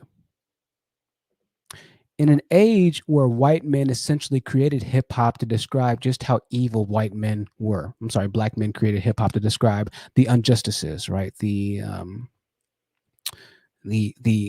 hardships that they had to face at the hands of white police officers. At the height of NWA, when the record labels started to say, you know what, we're going to take over hip hop. When white men said, you know what, we're going to take hip hop for ourselves because black men aren't able to utilize it and monetize it in the same way that we can. In the very heat of the highest amount of, one would say, divisiveness between black people and white people, when hip hop was talking about F the police, F the white man, when they were giving stories of how tormented they had been by being redlined into their environments, right? White men were still able to come right on in, and for the black man to simply put his hand right on their shoulder. I tell you what, Jerry Heller, you sign me, Jerry, and you can have it. You can have it. Princess Cherry Top says there's nothing good about Jerry. How? Oh, Miss Know-It-All, I didn't see it. Oh, no. Miss Know-It-All, I didn't see it. I'm sorry, Miss Know-It-All. If you're listening on audio, Miss Know-It-All said, "The honest truth, are you so upset with me you didn't read my super chat?" My dear, I did not see it. I'm sorry, dear. Forgive me. I'm looking at the chat right now, so tell me what your super chat said, okay? So how F the police, right? But the second a man walks up to you that damn near looks like a police sergeant, you got his hand on your shoulder. Hey, Matty D, you just hit the nail on the head. F the police coming straight from the underground. Jay, I promise you sign me, Jay. Jay, I promise you sign me and you sign NWA. You sign my partners and my brothers here. We're going to make 5 albums for you. And after we make these 5 albums for you, we're going to make sure that we create another label for you because, Jerry, this is what's going on Cool, Jerry. And then all of a sudden, I thought it was F the police, my nigga. I thought it was F white people, my nigga. Ah. It's it's F the white people until, of course, it's time to sell out.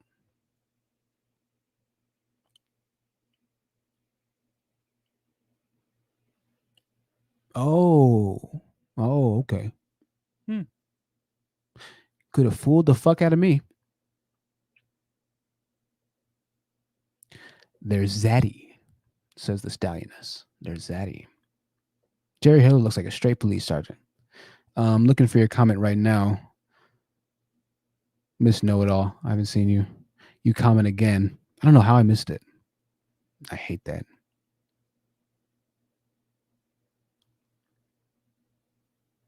Yep, the police coming straight from the underground. They don't like me because of young nigga Brown.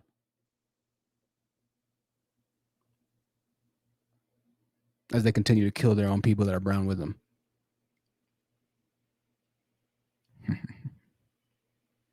Make sure you join the channel to get exclusive content, behind the scenes content, the members only videos. Thank you, Organic Black. Organic Black be putting in work. I don't even know if Organic Black has time to enjoy the streams because she's pretty much working on them all the time. Organic, huge shout out to you, and for our other mods as well, but Organic Black, a huge shout out to you and everything that you do for the channel. You can't make this up. Where are the lies? What lies have I told? How is this pandering? I don't understand. At what point do you say, "Oh, there he goes lying again"? Everything that I say is 1000% truth, and you niggas know it.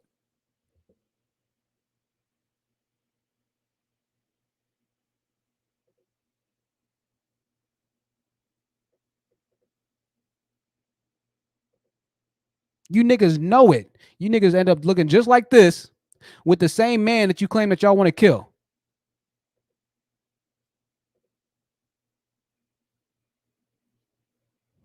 Boy, this is why the black community will never be able to stand together in solidarity outside of most black males. Niggas don't stand for shit, man. Y'all don't stand for anything, dude. True, he was a good white man, though. He listened to my feelings.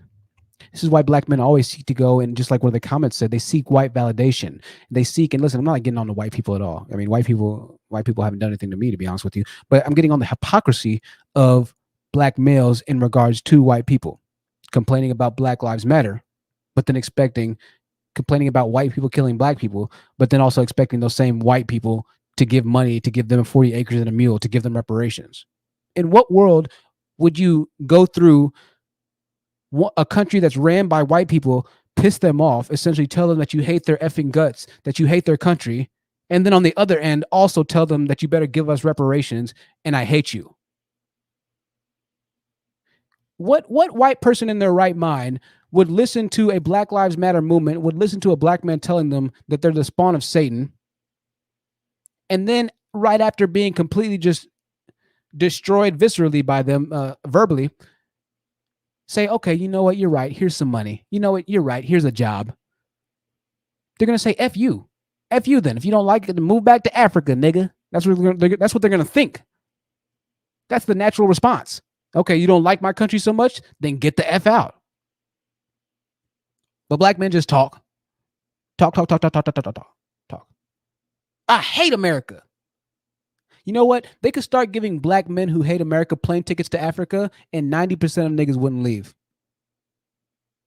I guarantee it. They could not only say, move to Africa, we'll pay you $1,000 a month for the first year.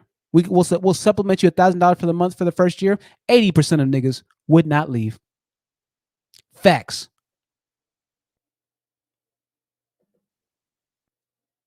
How do I know this? Because most niggas who end up getting money leave the very communities that they claim that they're so gung-ho for. Most niggas, when they get a little bit of money, they're running to that white woman. They're running to that Asian woman, to the Latino community. They'll go anywhere else around the globe, around the world, but Africa. You know why? Because the same people that they claim to love and support so much are the very ones who have an entire continent that will be dead last for them to visit or to immigrate to. Facts. I haven't seen one black YouTuber making videos about leaving racist white America and popularizing himself living in Africa. I haven't seen one. There go True lying about the black man again. Okay. Miss Know-It-All. Oh, there, Miss Know-It-All. I was about to say, okay. Black men are independent of white men. Africa don't have enough white women. Right. Or here's even one better. They'll say, okay, I'm gonna move to Africa. Guess where they're gonna go? Guess which part of Africa they're gonna go to? You wrong. I'm moving to Africa. Guess where he's gonna end up? I'm bringing up the picture. For my audio listeners, I'm bringing up the picture. Guess which part of Africa he's gonna end up in?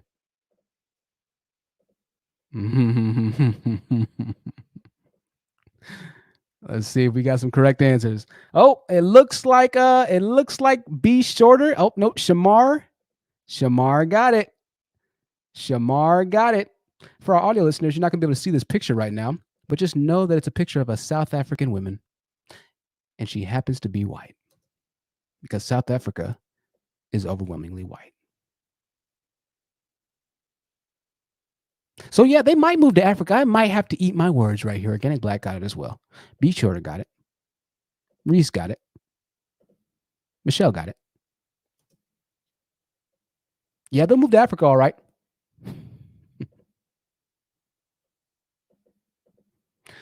Let me show you some more pictures of South Africa if you're curious. There's a big revolt happening with the whites in South Africa and the blacks.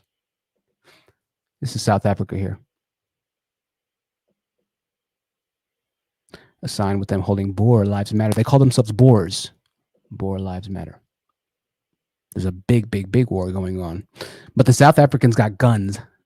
Big guns. You know why the South Africans have big guns? You know why the South Africans have big guns? Because their white brethren all around the world have big guns. So the white brethren are going to make sure that their white brethren in Africa have guns as well. You see how that works? You see how community works? How do you think those guns got to South Africa? They don't make the guns in South Africa. Glock is not established in South Africa. It's an Austrian gun company. Smith & Wesson is an American gun company. So how did the guns get to South Africa? You see how personal currency works? So no matter what, the Africans really can't do too much to take over South Africa because the white people over there are willing to fight, and they do die for their land and their country.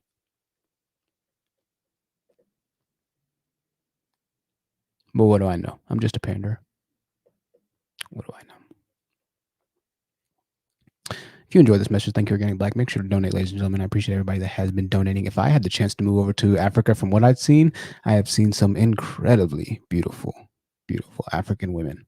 Not to mention some of the most beautiful bodies I've seen anywhere.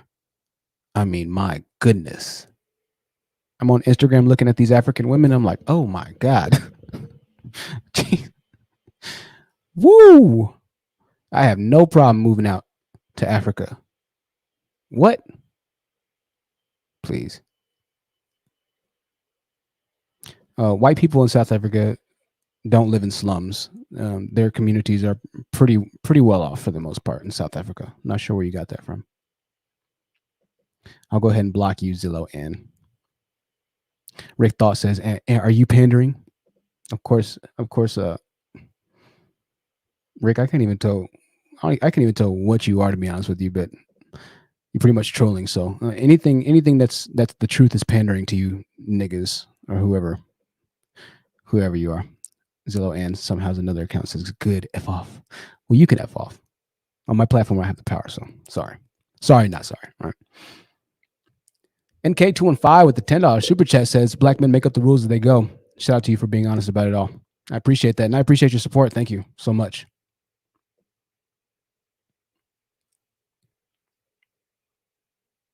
Again, Black says they got the Sarah Bartman gene. Yeah, I've seen some incredible. I'm a man at the end of the day. I'm a sucker for it. What can I say, right? I'm a sucker for it. Like, oh my God. Oh my God. I'll pull some up in this now. I'm not going to do that. I don't want to subject them, right? Stunning, though. Lord have mercy, just stunning. Shiming says the guns flew there. Right. And the guns just somehow miraculously got there on their own. Meanwhile, Africans are being killed in Africa by their own governments because they don't have any guns. How does that work?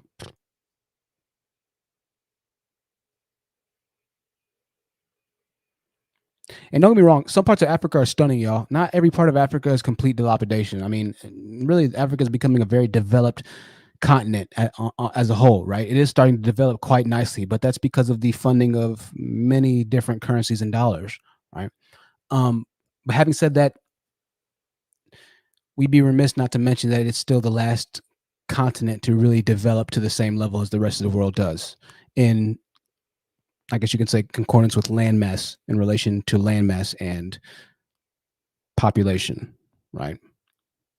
So I know there are beautiful parts in Africa, so don't get, I might sing tonight. I might sing tonight. We'll see. We're going to go ahead and open up the panel an hour and 30 minutes, talk a little bit longer than usual. This is going to be a pretty quick panel. If you have something to say, if you just want to talk to me, I want to thank you for once again joining us on the Truth Seekers Live podcast. We've been having a good time, and I've been having a great time with you. I appreciate you for spending your Thursday night evening with us. We're going to be back on Sunday again, by the way. Sunday, we will be back with another dynamic live stream. If you've enjoyed this, make sure to leave a like.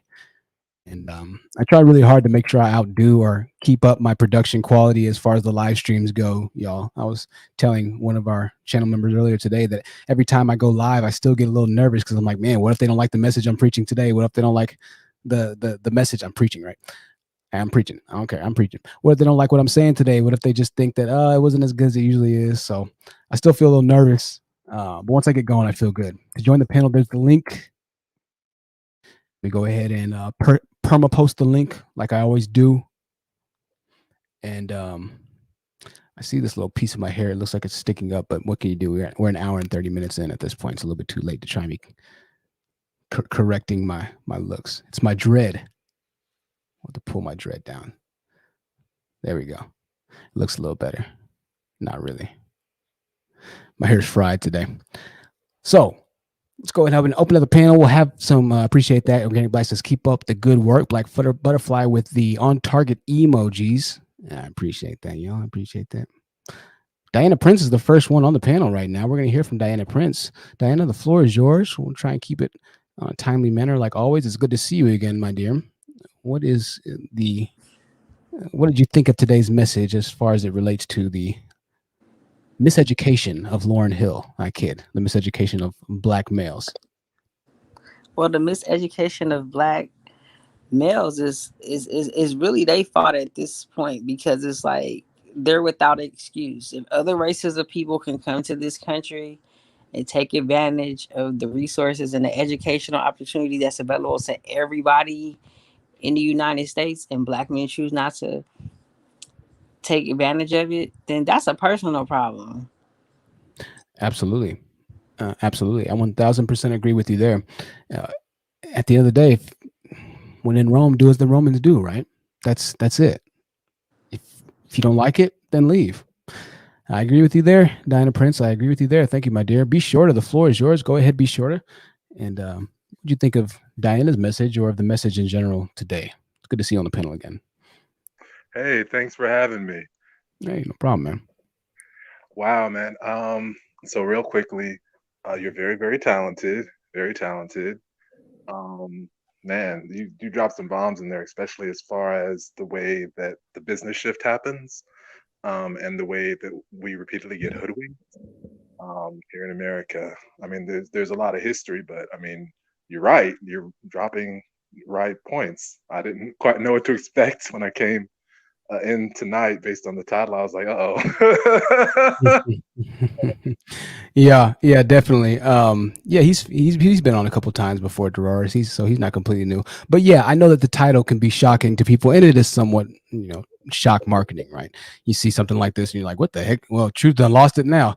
Now he said too much now, right? But I try to make it and structure the live stream to where you can understand a bit more of why I titled this the way I do. And when you start to kind of take into account the different factions of the internet and the different mindset of, or different mind state of the black males that occupy America, and when you start to actually look at the numbers and representation of how they're accurately or unaccurately representing black males in America, whatever you think that is, then you start to really see, and I say that because a lot of black males are like, well, we're more educated now than we are ever, so you can't just necessarily. So we do start to see how the title does relate a little bit closer to the shock that it seems to kind of instill in one when you read something like that, right? And I'm glad you explained that. I will say, kind of as like I mean, this is your channel, your platform, etc. But like as a marketing tip, and with the talent you have, because I mean, I've said it before, you are very, very talented. You if you adjusted some of those titles, man, like you could shoot up pretty high in the search rankings because I mean, and I mean, maybe some of this we could discuss at some other point versus here, but like you're a very, very talented commentator. Like I don't want to. I'm not blowing smoke. You are a very talented commentator. I've seen a lot of you. You're a very talented commentator. All right. So, I mean, like, really think in terms of marketing, in terms of not polarizing your audience. I mean, like, just media tips. You know what I'm saying? Like, bro to bro. Like, yeah. Just consider that, man, because you're very smart. You have a lot of good things to say, and usually bringing on the breakdown. I know, but like I see where some of the titles can be kind of polarizing, just honestly for a lot of the viewers who you really want to reach, right? So as far as getting the message out, so I mean, just something to think about. But yeah, keep going. Yeah, definitely, man. Hey, I'll think about it. More than likely, I probably won't change it, to be completely honest with you. But I appreciate that concern. It's worked out decently so far. And I'm starting to get to the point to where it's sending some shockwaves, which is what I kind of look for. So you have some support in the chat though. Shannon says she understands what you mean. Y'all try and be nice. Kita says she agrees, and so I definitely understand. But I'm a pretty stubborn guy, so more than likely I won't change. But I will consider it. That you have my word, because I don't know everything, and maybe I'll do some research for the analytics. So you have my Omega. I see you walking off there. Appreciate that. That's all we can ask. I appreciate it, sir. Okay, Omega, it's good to see you in the building, man. Omega Magic is here, ladies and gentlemen. Omega, the floor is yours. Go ahead. Well, I've been seeing majority of, well, not majority, I would say half and half of your live stream and hearing it, right? And I must say, finally, thank you. From this generation, like, I mean, I don't know if you're like from, I don't know if I should literally classify you from this generation, but at least for the most part, there's a nigga out there that is really saying the truth and exposing the truth for what the fuck it is. It's like straight up to the point where it's like, it's all in the premise of the truth is literally based in backs and shit, right? But like, yeah, definitely, man. Hey, I appreciate that support. I know it can be, for the intellects, for the intellectuals, for those of us who maybe don't think the typical way. I guess they call them neurodiverse, type people. It can seem that, and I don't say that in insult in any way, because I consider myself a bit more neurodiverse, or whatever the term is.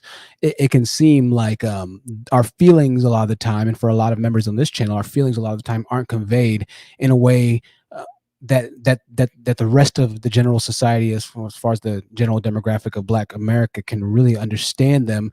And when we say certain things, we're labeled as anti-Black, or we're labeled as a coon or Uncle Tom, or we're labeled as a Black hater, or even a racist, a self-hating racist, with a lot of the things that we say. But deep down inside, even they know what we say for the most part is accurate and true. It's just that there's such a push for supporting degeneracy at this point that you find yourself facing a majority of degeneracy each time that you try and fight for what is ultimately the right thing. So it can become a pretty heart-wrenching battle a lot of the time. It can become a pretty tough battle because you're fighting wars on multiple fronts, including your home front as well. So I go ahead, Magic. Hold on. Go ahead. Well, I would say this, like, to all the actual literal coons, like pretty much, and the actual definition is pretty much, in the context of Black people, one who will sell their own community out at the expense of Black people. Meanwhile, they will move up in the world economically. Meanwhile, the whole community will suffer the backlash. You know what I'm saying? But like, to those motherfuckers that are taking that route, I mean, it feels like the reason why is because we're in a time period where basically there are a lot of can I say niggas, if you don't mind, on this channel.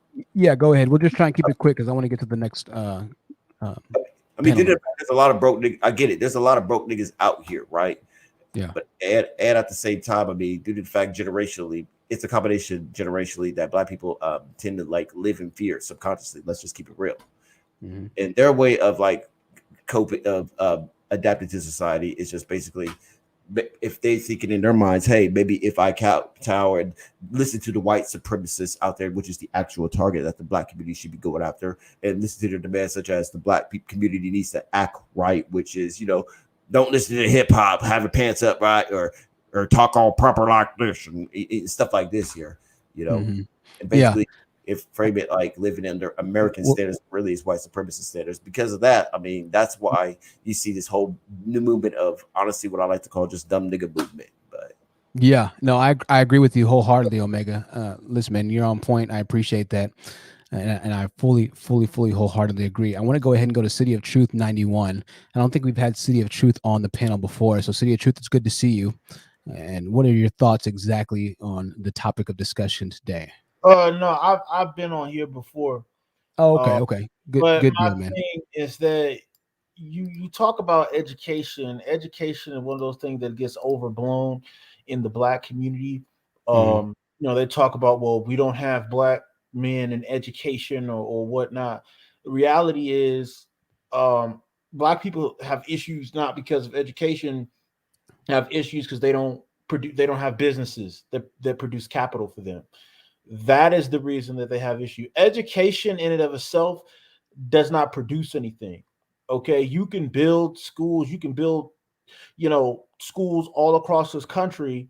Those schools don't produce anything. What produces things is the human capital, and the human capital is what is the valuable thing. And what happens is immigrants come over here and they basically do the opposite of what Black people do. Black people focus on going to school. Immigrants focus on creating businesses and generating capital. And that is why they win. Okay. Can I please respond to that? Possibly. It has nothing to do. We have enough educated people in the community. In fact, we have too many. A lot of Black people are overeducated. They got degrees in things that, don't even make them money. And then they got to go into fields and stuff that, they got to go into fields and they got to work along, blue collar guys like me, who has his own trucking company and stuff. And then they wondering why I'm making more money than them. And I dropped out of college. Okay. Because I understood the game, that the game is start business, generate capital. Then you use that capital. And if you want to go, get more education or build schools, fine. Okay, but get the capital first. That's the reason Black people are losing. Okay, so let me ask you a question. Well, we have multiple questions, and then I'll let whoever wanted to speak kind of go and respond to that. I specifically said earlier when there was a gentleman who said that education is important, however, you can make it without education.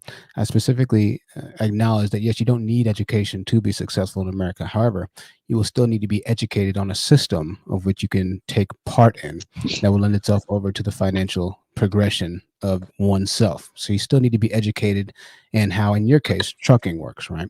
So that's still a form of education, even though it's not necessarily a part of the white man's collegiate institution, right? So I acknowledge that. However, as far as being overeducated, I think that that's far less of a problem than you're trying to make it out to be. It's right now there are more jobs that are looking for people than ever before. This is a hiring market, especially if you have a degree. You're typically in a better position now, especially during the cerveza virus. I see Hirashi will have you in 1 second, especially during the cerveza virus, than you were 5 or 10 years ago, right? So we know that there's a direct correlation between the more education a person has, the more money they make. Okay, this is just a fact. If you have a master's or a doctorate, you're probably going to make more money, right? The numbers say that. Like you said before, it's not the end all be all, but the numbers do say the more education you have, the better off you're going to be. Now, as far as it relates to making it out to be more of a problem than it is for children, when you start talking about the typical black school that black kids are raised into, the children that are nearly, I think, 50 to 55% of them born into the lowest quintile, right? Meaning that most children that are born in the United States are in the lowest earning environments in the nation. Majority. When you start talking about having a system or an educational environment which for 15, 16, 17 years is responsible for molding their mind into a well-rounded citizen in socio-capitalistic America, not having enough adequate resources to actually create this well-rounded, balanced person in socio-capitalistic America. When you start acknowledging and recognizing the fact that the public school systems that most black children have to go to are a far cry in comparison to the white school systems that white children get to frequent and go to, when you start acknowledging that monetary resources aren't necessarily being put into the black schools, and then aside from that, most black families don't have the monetary resources needed to actually put a black child in a private school system, which is a lot more conducive to mental health and things of that nature, then once we can acknowledge that, you'll start to kind of understand why education is a pretty vital part of the development of a person, right? And this is why it's very hard, because right now we're talking about two different concepts. You're talking about college and somehow tying it into children's education, when these are two very different ideas. However, they're both equally important, just depending on the life cycle or the moment in time of what we're talking about as far as the development of a human being goes. It could be argued that the grade school education can be more important. It can be argued that college education can be more important. However, the mindset that education doesn't matter lends itself directly over to the shit backwards quality school levels that most black children have to be taught in. And if you're teaching shit quality materials and levels to black children, then they will never really come to understand how trucking might be able to be a very beneficial life choice for them. They will never be able to have the opportunity to speak with guidance and collegiate counselors or trade school counselors within the high schools, because this is an actual paid position that the school districts, mostly black school districts, don't have the position to pay a guide leadership council position to, right? When you start seeing and understanding that information and knowledge has to be taught down in school systems by someone or somebody, who exactly do you pose that person is going to be? Is it going to be you, right? How exactly are they going to hear? How exactly are they going to hear about trucking?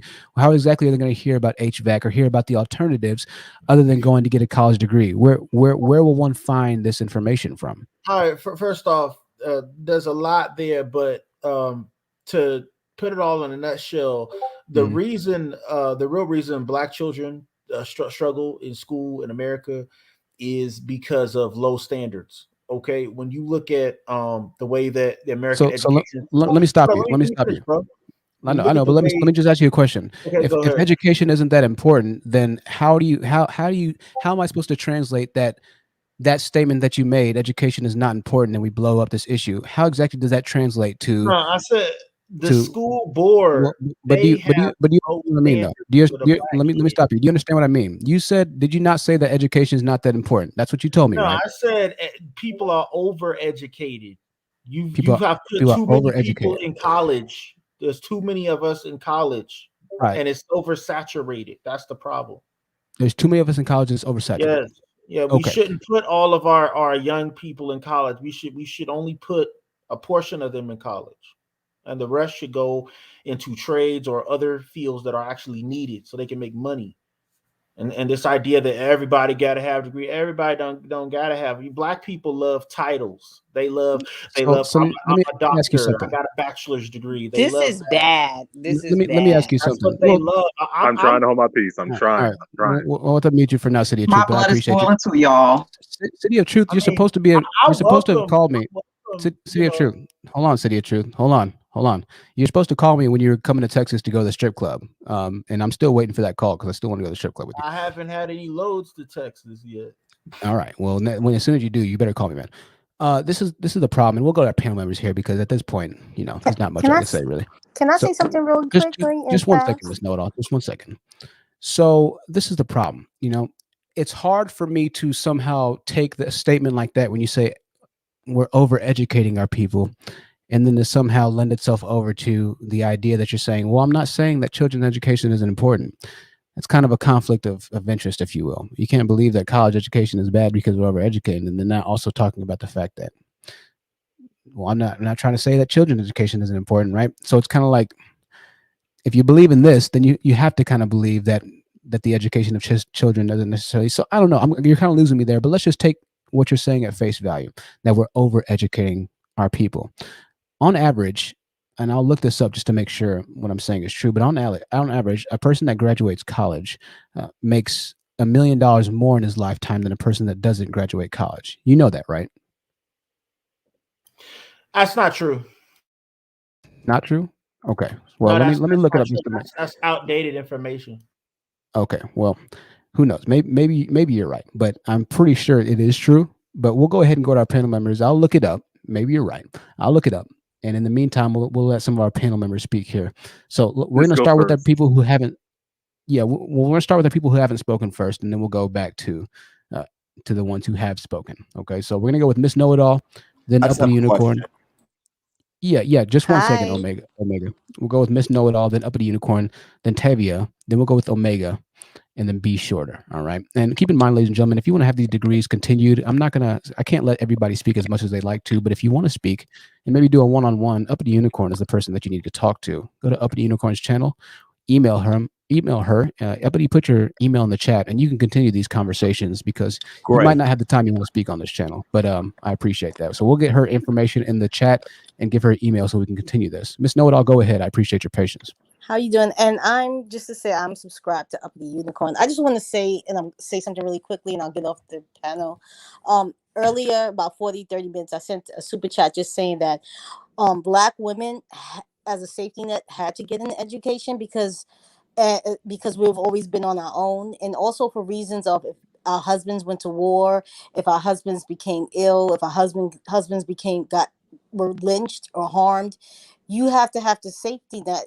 And even way past in the Jim Crow era, I'm sorry, there were no subsidies or assistance, so you had to work, so you had to get an education. Women, I don't advise any woman, even if you become a housewife, you should get an education, especially if you decide to expand your family and you want children. I think all women should get an education because there's no guarantee with men. And then there's a lot of men that deserted women that just abandoned their families for other women or just to do what they want to do. So and that's what I was basically saying that in the super chat. But that's all I want to really say. And that yes, I think women as a safety net is very important, that we do receive our education as a safety net for ourselves and our family, just in case the man that you were with, or is he for whatever reason is no longer in your life. And thank you, Miss. That's it. I appreciate that, Miss Know-It-All. I think you're very right, 1000% on the money. I appreciate that. Miss Know-It-All with a great word there. I'm showing this to you, City of Truth. This is from, I don't know if you believe in CNBC, the news station. Maybe it's fake news, right? But CNBC just posted this article 22 days ago on September 1st, saying that college graduates' starting salaries are at an all-time high. So I don't know. All right, can I decipher that? Well, let's go to some of our other panel members because I'm sure you have something to say. So we'll come back to you. All right. Up in the Unicorn, the floor is yours, my dear. Go ahead. Hi. If I can go all the way back to Malcolm X, because I really enjoyed what you had to say about him, and I was in the chat going off about likes because it was fire. So anyhow, I wanted to talk about Malcolm X and the mantle of manhood and how African American men, they do not have to replicate Malcolm X. You do not have to be all the man that he was. Even if you are only 1/3 of the man that Malcolm X was, you could secure your respect. Having traveled to the Middle East and all these different things, you know, talking about Malcolm is like speaking directly to my soul. When I first got on YouTube, the very first thing that I ever did was I had this collection of audiobooks where I just read Malcolm X, one book after the other book, all of his speeches, and then biographies, just whatever, right? So there's this book. It was written in Arabic and it was translated to English, and it's by an author called Aid al-Qarni. And the book is called Don't Be Sad. The book was written like in the 60s, right? So in the book, he's literally telling Arab people, he's literally telling Muslim people, he's literally telling non-American people the benefits of being like an African American. Like the world was watching us at one point. The world was looking on at one point and admiring us. How are we the pieces of shit that we are today when, like, you know how people are like, yeah, I'm not my ancestors. You can catch these hands. And I'm like, you're not your ancestors. You are not regarded the way that your ancestors were. You are not being those kinds of people with integrity in class. Like education was so important. And I wanted to say something about the Muslim community in Detroit, because anybody who knows anything about Malcolm X knows that before he was Malcolm X, before he was Malik al-Hajj Shabazz, he was Detroit Red. Right? He was Malcolm Little, and he was this gangster, this pimp, this pusher, all these different things. But if you go to Detroit today, if you go to Dearborn, Michigan today, these are some hood ass places. But for some reason, when people see a woman in hijab, they think twice about touching her, because Malcolm X put the fear of God in men when it came to putting your hands on a Muslim woman. It was made very clear to non-Muslims, you will die. But before you will die. But you might not die if you put your hands on one of us. You might just, we might just make it do what it do and get in a fight, but you will die if you touch our women. And then they wonder why, why do you want to submit to you guys aren't submissive anymore? I'm like, you're not about to fight and kill and die and ride and do all this stuff for us. Like you're telling us, pump and dump and all this other stuff. Like, how are we supposed to treat you when this is how you treat us? Right. Let me say one thing real quick. As far as the unicorn, as far as those Muslim women, the reason that they are protected that way is because those women are submitting to a black man. So you just need to take that into account. If you they're not just submitting to a black man, they're submitting to a man who are. All right. Well, I really don't want to kind of delve into this right now. To be honest with you, I want to kind of keep it on the level of kind of money for now. But I want to kind of wrap this up because we're going to start taking a lot of different trails right now. But I appreciate that though. I want to kind of move on because I want to focus on what City of Truth is kind of saying here as far as education goes. So because we'll start to kind of delve here up at you, but. I appreciate that. One second, Omega. I'm gonna go back to our panel here, but we'll come back to you in a second. We gotta let everybody that hasn't spoken speak yet. So I appreciate that. Tavia, go ahead, Tavia. What did you think, or what were your impressions on the subject matter at hand here as far as education goes? And we'll try and keep it kind of quick, okay? Truth, I have issues with what all he said. You know this. Come on, like. Primitive civilizations, we're talking about civilizations that are in the forest, in the rainforest, even round up their children and educate them because they understand that if their children don't know shit, that they're not going to be able to survive, right? This is something that people have been doing since the beginning of time. What we are doing as a community clearly is not working. We cannot all be janitors. We cannot be all truck drivers. We cannot all be in menial jobs. It is no offense to people that have made it in those sectors. I commend you for doing something, but we have to open up our options and we have to be able to open up ourselves to learn. The world is much bigger than the blocks that we grew up on. And until you understand that, you will forever be in a subjugated position. This is something that white people have gotten so comfortable with. They understand this so well that the men in their community are now saying, you know what, we're not going to go to college anymore because we can rest in our femininity. We've already built a civilization enough. It is our time to do what we need to do. So as long as you get on panels and you talk shit about people, or not even talk shit, I'll say this much. As long as you demean and denigrate people that have gone and taken the risk to get an education, to put themselves in positions to do better, to get better. And this isn't about titling. This is about creating resources. All right? We need more doctors, Black people. We're in a pandemic right now. People are scared of the VAX word. Perhaps if we had more doctors and scientists, maybe we would be able to develop our own and save our people. But no, we want to stay subjugated. I'm pissed. To the sister. Let me It's respond. I don't wild. want you to respond to me. I don't want you. I don't need your response. I don't want you to respond to me because I got you figured out already. Get him, girl. Thank you. City of Truth, I had to pull you down because it's just going to turn into a shit show if you just keep interrupting. So we'll bring you up when you're ready. You can wait if you'd like to, man. Sorry, it's the way it's got to be. Oh, yeah, just one second, Jess. I just want to say one other thing before we go ahead and let Jess go. After Jess, we're going to let Mia go, and then we're going to continue on with the discussion. It's funny to me. Black males will, and shout out to City of Truth for being here today. I appreciate you being here, man. But I like hearing them speak and say the things they say and they speak about, because here's the fascination or the fascinating thing about what they say.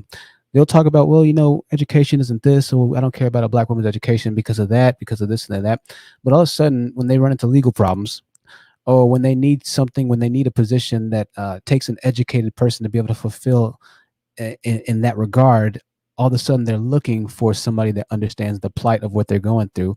And in your case, City of Truth, if you were to ever get into a legal incident with your trucking company, I can almost guarantee you that a very well-to-do Black lawyer that has a personal connection with the image or with the likeness that you represent as a Black male, who has a very successful track record, who is willing to essentially fight his hardest for you because he understands what you might be going through as a Black male. I almost would go out on a limb to say that would be in your favor, right? But it's not until you're in a position to where you understand that having a Black attorney who has successfully passed the bar exam and who is a dominant attorney, it's not until you're in a position where a Black doctor who walks into the office and who understands what you're talking about, who takes you more seriously, it's not in a position until all of a sudden you realize that an educated person who has gone through a certain curriculum or accreditation system to be that person that you need at that particular moment in time is very, very, very much needed. So it's not until you realize it, or you need somebody who is Black and educated, that you realize just how important a Black educated person is, right? But sometimes it's too late. So we're going to go ahead and go with, I think Mia was next. After Mia, we're going to go with Jess. So Mia, Jess, then we're going to go with Kier, and then we're going to go with B Shorter. So Mia, Jess, Kier, then B Shorter, and then Gotham is going to be last. Before we go with Mia, I'm sorry, Mia, we have a $10 super chat from Lady Biz. She said vocational trade schools was in Black communities and especially benefited boys. Definitely. I appreciate that $10 super chat. Mia, what are your thoughts on education? We'll try and keep it at 45 seconds or below. Yeah, so I just wanted to say really quickly. So in my family, I have like a wide variety of family members, as I think a lot of us African American people do. So like you have the ones that are very educated, very high up. One of my cousins is friends with the Obamas. And then the rest of my cousins, well, we've all come from the same city. They haven't achieved those things. That's mostly the Black men. And it's interesting because we've all kind of come from the same environment, but I noticed that the men, like, a lot of them will, just be sitting on their front porch like they do every other day, smoking weed all day, talking about how the white man is oppressing them. But it's like, well, what have you done to try to escape your oppression? Have you even applied for a job in the past 6 months or a year? And I think that they kind of have this like mindset that, well, I'm just stuck here like this, even though I see people in my own family that have surpassed me, but I'm so oppressed. I don't know if that's something that they actually believe or if that's an excuse. But I saw you mention earlier in the stream about people feeling like that they're being held down by some system. And a lot of times I notice when you ask men that come on the stream, okay, well, what can you do to fix your subjugation? And they always have like these super futuristic thoughts like, oh, well, we have to build a Black Wall Street. We have to do this. We have to do that. Okay, but what can you do today for yourself?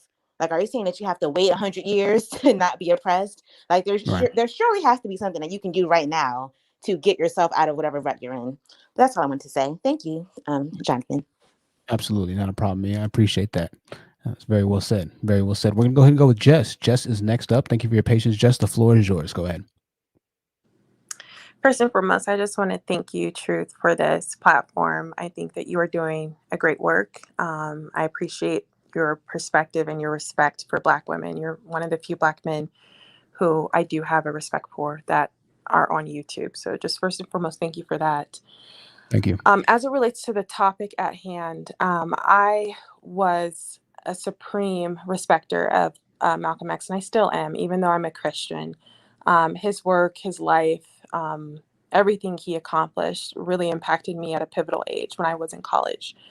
And I do honestly believe if Malcolm X was alive today, he would strongly encourage Black women to divest from what Black men are today. He would strongly encourage it. I do think that Black men are in and I don't even want to call it a psychosis, but they have given themselves over to what I deem a pimp psychology. So if you think of like the early 2000s, all the songs that were promoted, I don't know what you know about me, I'm a PIMP, pimping all over the world. What it is a marketing scheme. It's a promotion of reverse psychology to kind of demean the minds, the self-respect, the self-esteem of an individual in order to make them subservient to you, even though you have very little to offer them. They've really, I mean, that's all Kevin Samuels is. That's all a lot of these YouTube Black male personalities do, is use this. Tariq Nasheed is another perfect example of this. They've mastered the pimps methodology, and all they've done is blown it up. And what I really hate and what I do find unforgivable about it is how it is affecting the minds of many young Black women, like teenage girls, who are looking for role models and looking for, someone to look up to, and a dream to aspire to, a man to possibly marry, and all they're being hit with is all this disrespect from Black men. So I think it's essential for Black women right now to divest their energies, divest their time, divest everything away from Black men. They are sick and a lost cause. And it pains me to say that, but that's just the honest truth. And until Black women as a collective get there, we're going to continue to be a sinking ship. I appreciate that, Jess. Thank you for the time, and thank you for your patience for waiting on the panel. I appreciate that. So good word from Jess there. Good word from Jess. And, I think a lot of what the times, the panel members, they speak their heart. I don't sense anger, from a lot of the ladies that come on here and speak. I just sense frustration. And, it's the truth. It's hard not to hear. It's hard to hear something like what City of Truth says. Sorry, City of Truth. I forgot I had you in the back. It's hard to hear like something City of Truth says as far as education not meaning a lot, when, we know that education is the great equalizer, when that Malcolm X fought and died for us to get an education. Yet, I understand City of Truth, he does well without an education, but still it takes the know-it-all. It still takes somebody in that position to educate another person on how to make money or go about money or go about making a trucking business, right? It's still education. Like I said, it's not just going to school and getting a degree. That is a form of it. And that's a great form of it as well, especially if you go to school for certain types of degrees, right?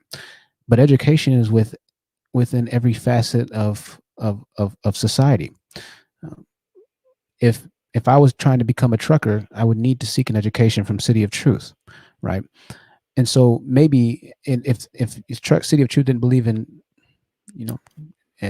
college education or whatnot, what's the next educational course that I could follow up with to learn more about this? is there a trucking school or a trucking seminar or what kind of curriculum do you have, City of Truth, that could lend itself over to myself or another black male who's interested in trucking? Or is it as simple as just having a phone conversation? Either way, what I'm trying to get at is that there needs to be infrastructure needed to bring collectively information to a certain group of people, to our black boys. If you are claiming that there's another way to do it, then that word somehow needs to be taught.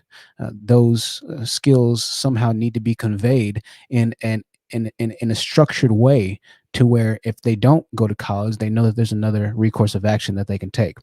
And that's not what I see a lot of the times. Right. So I understand what you're saying, but it's still education nonetheless is the bigger Let thing. me respond. Let me address the sister. I know the sister was emotional and all of that. I don't want to talk about the Malcolm X thing again. We're going to kind of move on that Okay, it's conversation. not Right about that, bro. But it's I know, hey, but I'm not going to let you insult Uppity Unicorn, though. I'm just not going to let you do no, that. it's Right? not about So, I don't know if it was her. I think it was someone. I don't even think it was her. I think it was someone else. okay, But I'm pretty sure it's her, but the I'm one who just not was going saying to. she didn't want me to respond to her, was that up the unicorn? I'm not sure. We're kind of done with it. But listen, I'm going to let you respond to the new points that we come up with, because I want to hear Okay. your idea on more education stuff. It's this, bro. Is basically the gist of what I was saying. Mhm. Is that in our community we overemphasize? It's like a football team, right? Okay. The NFL draft. Okay. Let's say, when they have the draft and they draft different players, each Right. team has to draft the players according to what that team needs. Okay, so you might like running backs. You might think running back is the best position, is the most glamorous position. But guess what? This year we don't need running backs. We need safeties. Okay, we need some cornerbacks. Okay, who can cover, who can do deep coverage and stuff. That's what we need, because that's what we weak at right now. All And right. what So I'm let telling, me ask what I'm you a telling black question. Let me people ask you a question. All is right. that they So want. all right. Well, as soon as you're done talking, we'll ask you a question. Give me 1 second. So essentially, what City of Truth is saying is that right now we don't need educated people, essentially, which is it's going to be a pretty hard argument to convince me on, City of Truth, to be completely honest. But we'll come back to your point. Nice metaphorical use of the team analogy that I routinely use on this channel. I understand. Omega Magic, I'll let you go in a second. Just give me a second here. Let's see. We're going to go with Kier. Kier, did you want to say something right now, or do you want to kind of just wait for the time being? No, I'll go ahead and say something real quick. Thank you so much. Honest Truth. Hi, chat. Hi, panel. Hey, Kier. Spit something out of your mouth. Yeah, I'm biting a piece of too much information. I'm biting a piece of my lip. I haven't drank water all day, so of course now I'm doing a live stream and I have no water. So I'm going through it right now. I have juice and coffee, but it's not helping. It's making me thirstier. So my lips are a bit dry. Been there. So, yeah. Go ahead. What do you think of City of Truth thinking that we don't need educated people as much in the black community? Long story short, especially for right now, so that way you can move on to everyone else. Your complacency and willful ignorance is killing this world. And I'll just leave it at that. That's powerful words by Kier, always. I appreciate that. Okay, she said this world, but what is she really saying when she say this world? Well, that could mean anything. Right. Well, we'll just kind of use context clues. We'll just take it for what it is right there.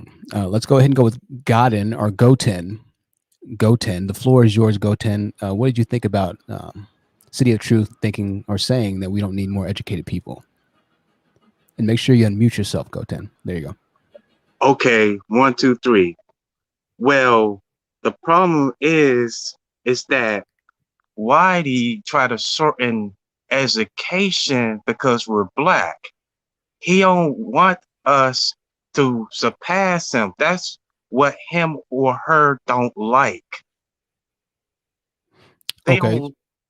Are you talking about are you talking about City of Truth doesn't like that? I'm just trying to understand a little bit. I'm talking about WS. I have to be off topic.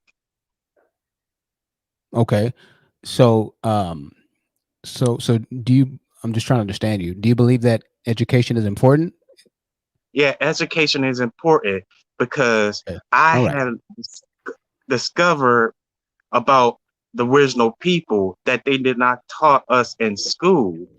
I did my research. I've been watching YouTube videos that we came to America first. We were the indigenous people. We were the Aborigines. Well, Even though we got came from Africa, but before Africa, it was Archipelago, because it was an Italian man named Africanus that okay. renamed Archipelago to Africa. Hmm. I'm dead Well, serious. oh, I know you are. I know you are. I can tell. Well, listen, that's powerful. Okay. I just Yes. keep that train of thought. It sounds like you're living in the future right now. So keep that train of thought. We'll try and have a historical cultural analysis live stream, and maybe when we do, we can kind of delve deeper into that. Okay. All right. I'll probably say the same thing. All right, Coten. Well, deal. You got a deal, my All friend. right. All right. Well, All right. thank you for that. We'll That's talk to you that for soon. the cook. All right now.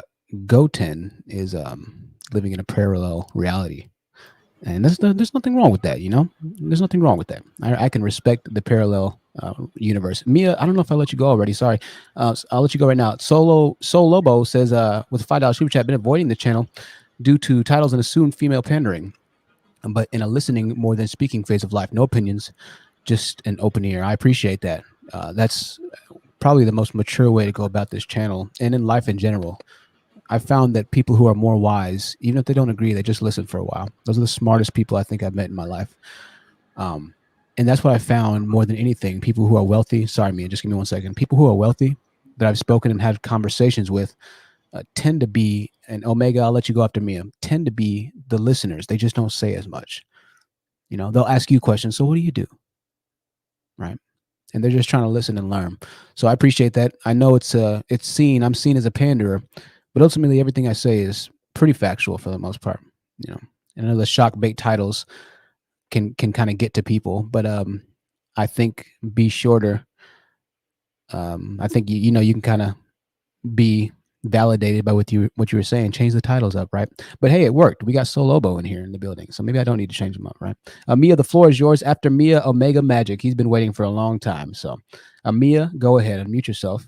And Mia, did you go already, Mia? I can't remember. Yeah, I went already. You can let Omega Magic go. I just wanted to say that last caller sounds like the guys that you impersonate when you do your little fingers thing. Well, and Goten, he's just living in the future. He believes education is important. So I don't want to, you know, I don't want to go too hard on Goten. No, I thought he was joking at first, but I was like, okay, no, he's serious. No, yeah, he's serious. Yeah, so we'll just be respectful, you know. But I hear you, Goten. I do, man. You know, he's painting very.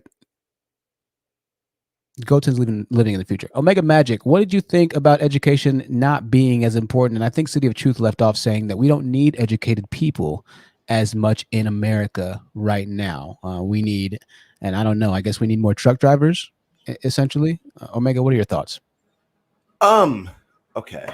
I have a lot to say about this topic. I'm sorry, but we'll try. We have to keep it quick. I'm gonna have to limit you I to understand that. seconds. I would say that at best to as far as both sides of the fit to make a compromising position, we need the highest educated people in the right field as far as the Black community goes. And in my opinion, with me talking about politics, I feel like we need more educated Black people into politics in order to better the Black community as a whole, as far as, you know, living amongst society peacefully and whatnot, because it's because due to the fact that, like, I mean, because the thing is, we have in my opinion, I feel like we have all the educated Black people that we do need, you know, in all the other fields and whatnot, but we just don't have enough educated people as far as the Black community goes into politics, which is, in my opinion, the exact mechanism that we need to try to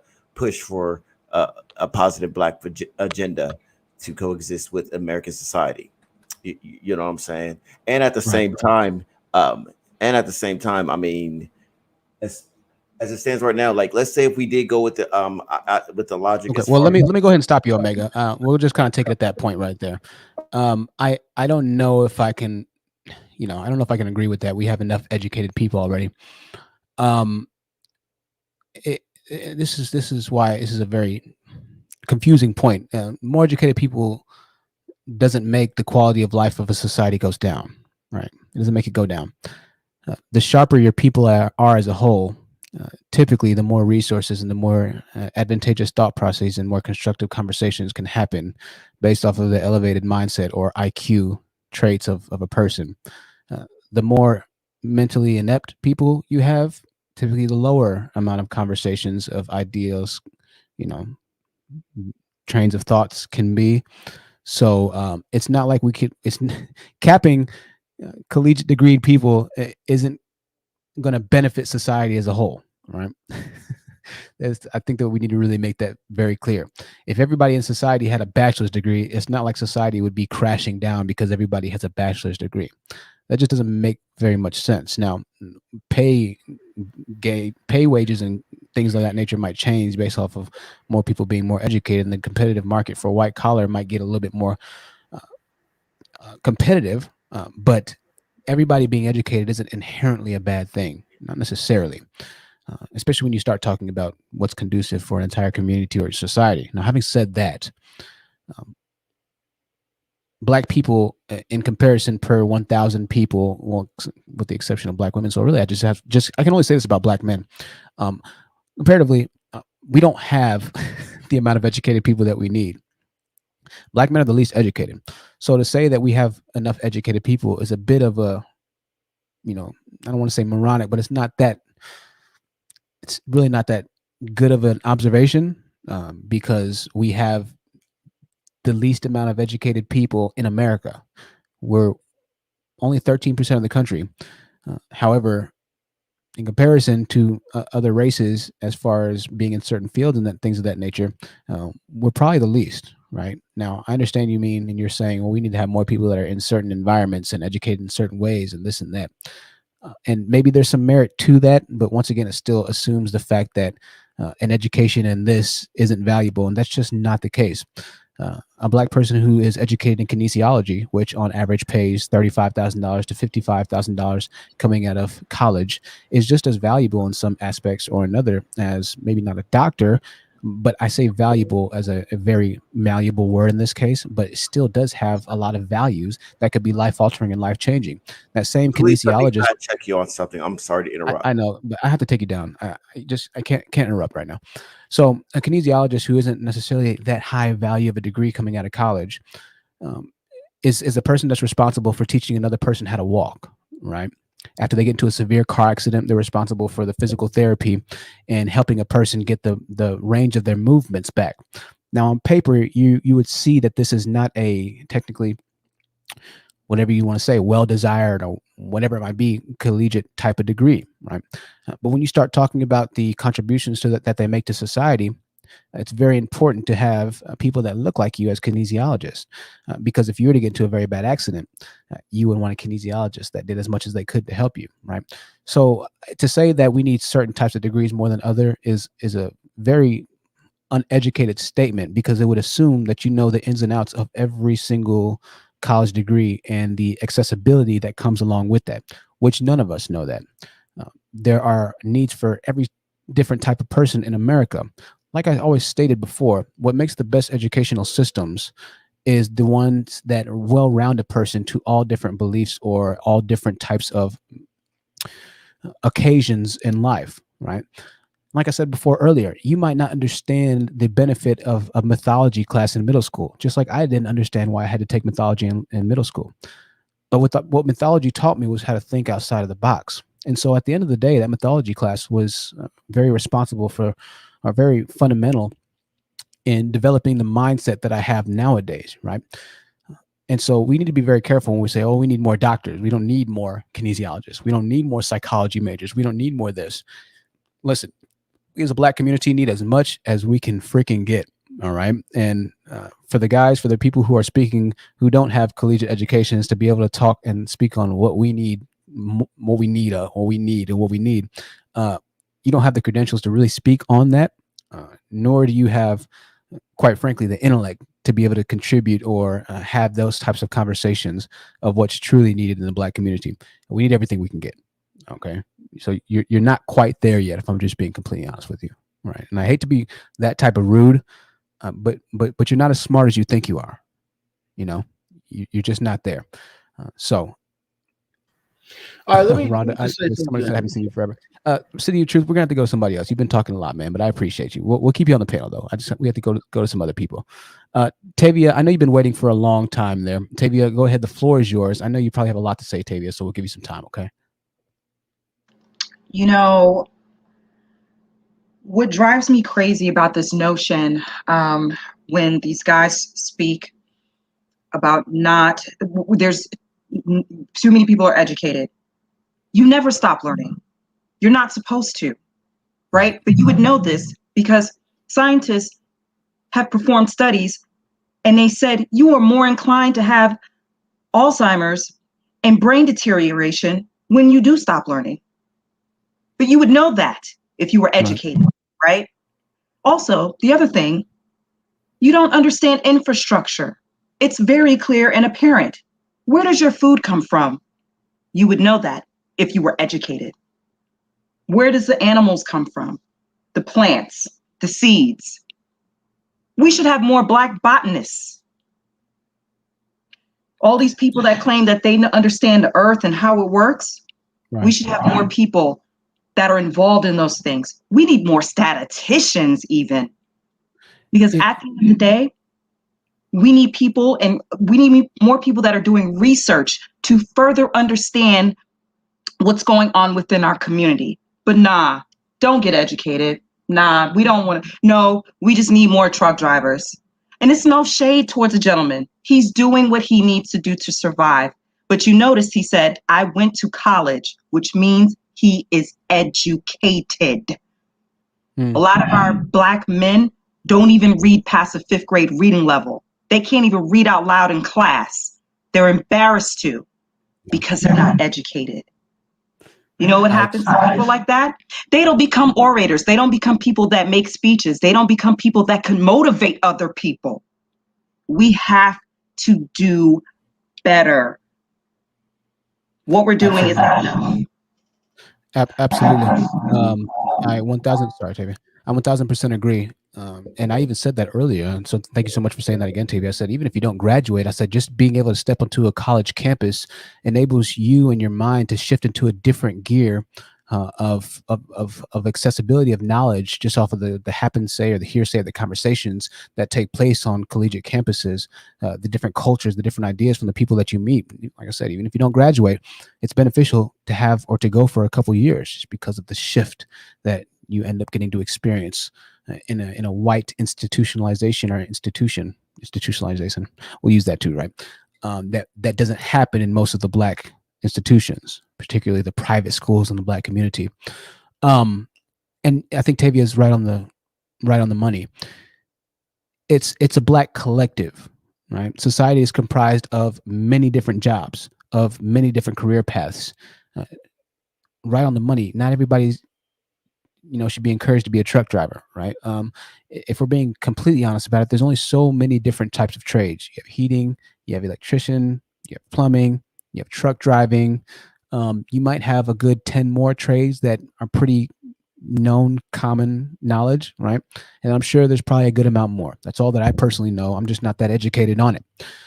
But once again, to take away from somebody wanting to do something else that it takes a college degree to do, even if somebody wants to be an English literature teacher, well, that has a very, very, very good role that could play in the Black community. Everything works together. Listen, a car isn't just comprised of an engine and a transmission. Even those small seal valves, even the small little washers that cost 50 cents are extremely crucial to sealing certain components of the engine. That individual screw or washer or pressure hose might literally only cost $2. But without that $2 part on your car, your engine's going to seize the fuck up. Okay. You guys need to understand that this is a system that we are living in. And if you do not have all integral parts of that system or that machine that you're trying to drive down the street, then the entire machine will seize. An engine is nothing without a car. I'm sorry, the car is nothing without an engine.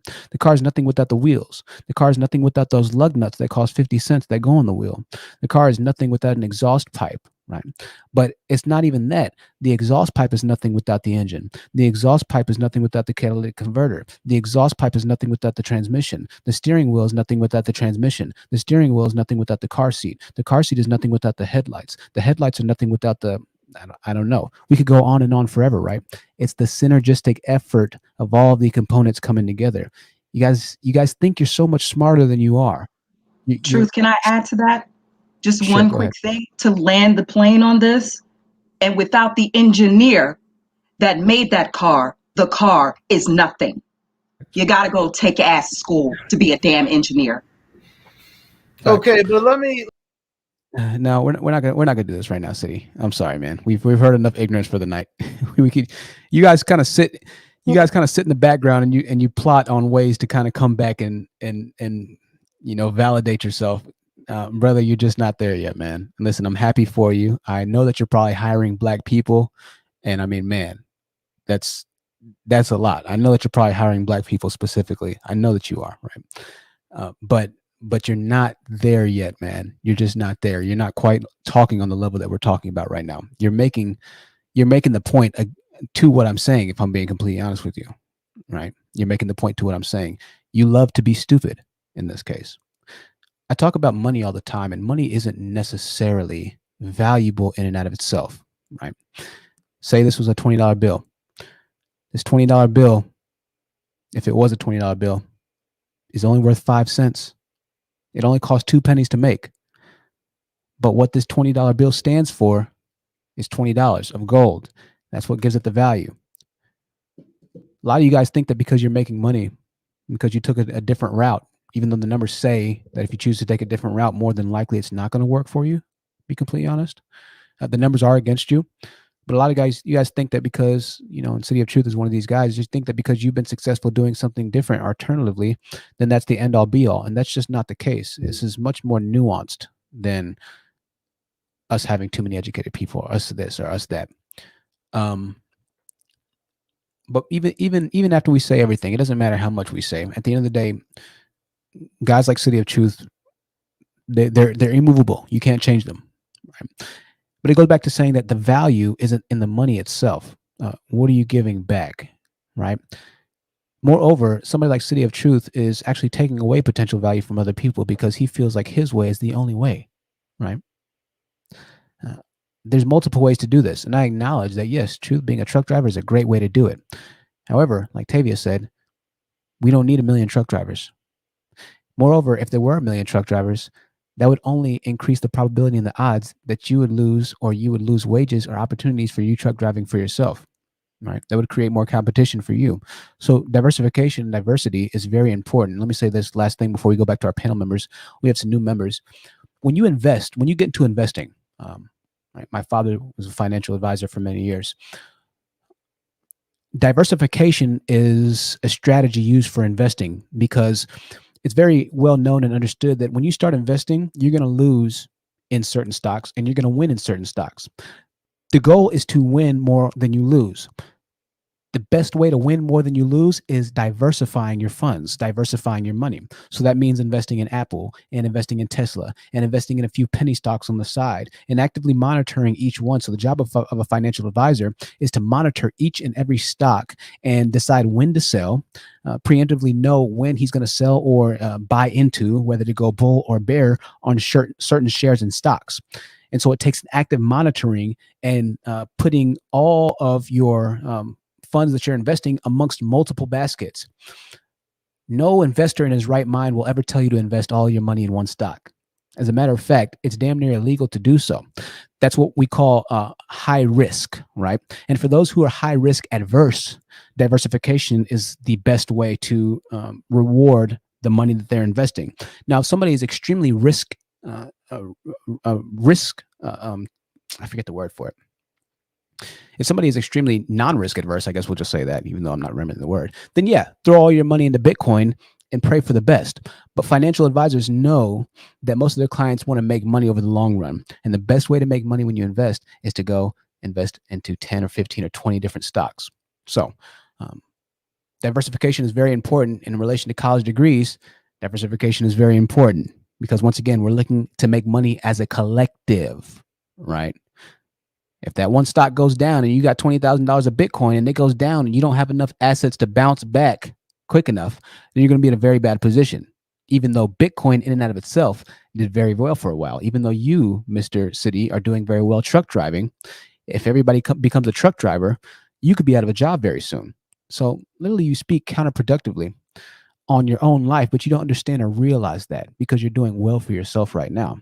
But you don't understand the bigger picture. And these are the discussions that I seem to have with Black men more often than not. You think you're so much smarter than you are, but you aren't educated on the fundamental infrastructure of macroeconomics, or just business in general. Supply and demand in this case. If there are more truck drivers, there's going to be less demand for your trunking company because things get more competitive, which means you need to start charging less, which means that you're going to have to start fighting inflation because gas prices are going up right now. So it starts to even affect you, right? But you need to be educated in business to know that. What do I know, though? I'm just a panderer. We're going to go ahead and go on to Bernard. Bernard's in the building. It's good to see Bernard again. And actually, Bernard, before we let you go, Jess, have you already spoken? I'm sorry. I can't remember. I did. I just wanted to add one last comment. All right. Go ahead, Jess. I appreciate you letting me speak one more time. I hate to talk on Black panels because it always descends into like squabbling. And that's something Dr. Francis Cress Welsing used to say. It's like Black men and women can't really dialogue on panels because it always disintegrates into squabbling. But I do just want to elevate the conversation just a little bit. This is 2021, and debating whether or not education is of value for Black people, it just seems extremely remedial. I do just want to add that one thing that I think Black men could possibly see themselves getting more respect as far as it relates to education in is that it does transcend into other areas of their life. So I do think that there is a perception of Black men largely of being lazy and shiftless. And one thing sticking to What do you mean being lazy? Black men being lazy. one thing focusing on a degree does is it does enhance fortitude. It does enhance the stick-to-itiveness that translates into being a good husband, right? Being faithful over the long haul.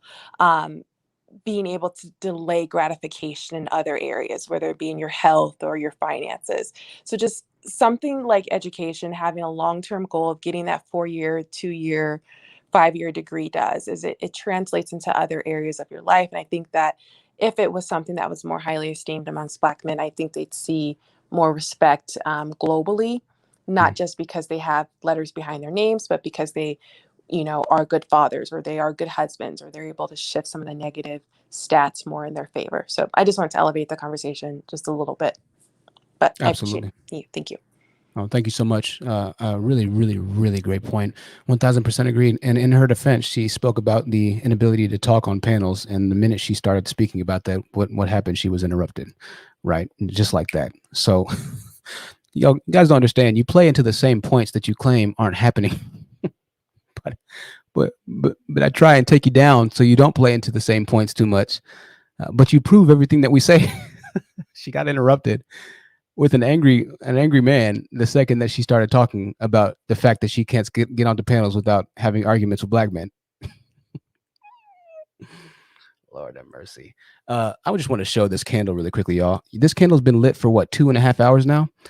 Do you see the level that it's at? It's still filled to the top. Like, I don't know how long this candle is going to burn for, but it's going to burn forever. Make sure you head over to uniqueboutiquecandles.com and pick up this drink candle. I think it's going to last longer than my usual candle. Man, this thing smells so freaking good, dude.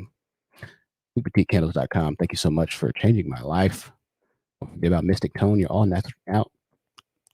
I butchered that. All natural bath and body products. as well as shopping live on Facebook, real time, handbags, dresses, and I bought a backpack. I'm not gonna lie, I bought a backpack off of there. It was a nice what was it? I bought a nice I forget, some designer backpack. Maybe it was, I don't know what it was. I don't know what I bought. So we'll see when it gets here. Funny, right? Absolutely funny. I want to thank Jess for that point right there. We're going to go ahead and go on to our panel members here. Let's see, we still have some panel members. If you want to kind of come on and describe your experience with education, or if you have any input on that, you're more than welcome to join. This is going to be our last call, ladies and gentlemen, last call. And we're going to start to wrap this up here in a little bit. I appreciate everybody that's been enjoying this live stream. We're 2.5 hours in right now. If you're still at your job, if you're working the graveyard shift, Jesus, I tip my hat off to you. I understand what it's like right now. A Matty D says, very cool candles. Scented candles are so lit. Yo, this is, what is this? Caramel apple something? Caramel apple latte. Caramel apple latte. Betty says, I'm going to order some candles. I love candles. Absolutely. Don't forget the Bath and Body Supply networks either, or supplies either. Yo, I'm trash. I can't talk. I'm not trash. I know y'all hate when I say that. We're gonna go to Bernard in a second. Let me just read some more of y'all's comments. I haven't been reading as much of the comments tonight, so I'm scrolling through. Also, if I missed a super chat by you, I'm so sorry, Miss Know It All. I missed that super chat earlier, and I still feel bad about it. I still feel bad about that. All right. Organic Bike says, Queen Mercy, how do I order from you? Message on Instagram? I believe so. Message her on Instagram, and she'll kind of instruct and guide you through that, ladies and gentlemen. Message her on Instagram, and I'm sure she'll help you out. They do have something cinnamon. As a matter of fact, I was about to get a cinnamon version of this drink candle, but I didn't. And now you're making me, I'm probably going to end up buying one, though. Who am I kidding? I'm going to end up buying one, man. I'm going to end up buying one. Let's see here. There says, I love candle warmers. I got pets. Candle area disaster waiting to happen. Just set it up somewhere high. Set it up somewhere high. You'll be all right. You'll be all right. We're gonna go to Bernard. After Bernard, we have Rick Thought, which is a detractor of mine. So he's gonna say something about me more than likely being a panderer. And then after Rick Thought, we're gonna have Noob, two new guys on the panel. So welcome, Bernard. You can unmute yourself, my friend. And once again, we'll have Rick Thought and then Noob after them, and we'll start to wrap up this panel after that. Bernard, it's good to see you again, man. Hope everything's been going good for you on the road. Too. Yeah, everything's going good. I got my family with me. The house is not in a good condition right now. Oh, so it's like better to take them with me than to constantly pay for a hotel room, you know? Absolutely. But I just wanted to say one thing. You had said that you don't think that it's a conversation that people who aren't formally educated, like college-wise, to have like a real input on. And me I am a truck driver and I'm not formally educated, but I understand the importance of it. And my reasons for not being formally educated is completely like different from other people. Like my situation was the fact that my dad walked out on my mom. I had to help my mom raise my younger sister who's 16 years younger than me. And I had to help my sister pay for her college. My brother dropped out of college so he could help pay for her college. And now she barely has any debt compared to a lot of other people. And she's about to get her master's at that.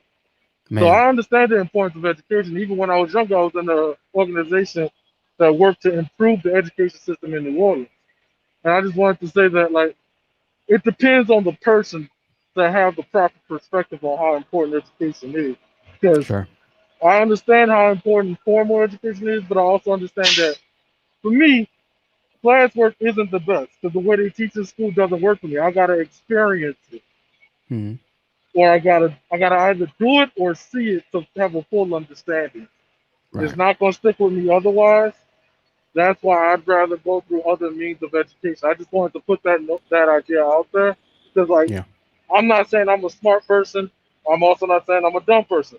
I believe that diversifying your education is important, but also other people, like having other people learn different things, is also important because if I want to start a business, I don't want to be a person that does everything in that business because then that business will be mediocre.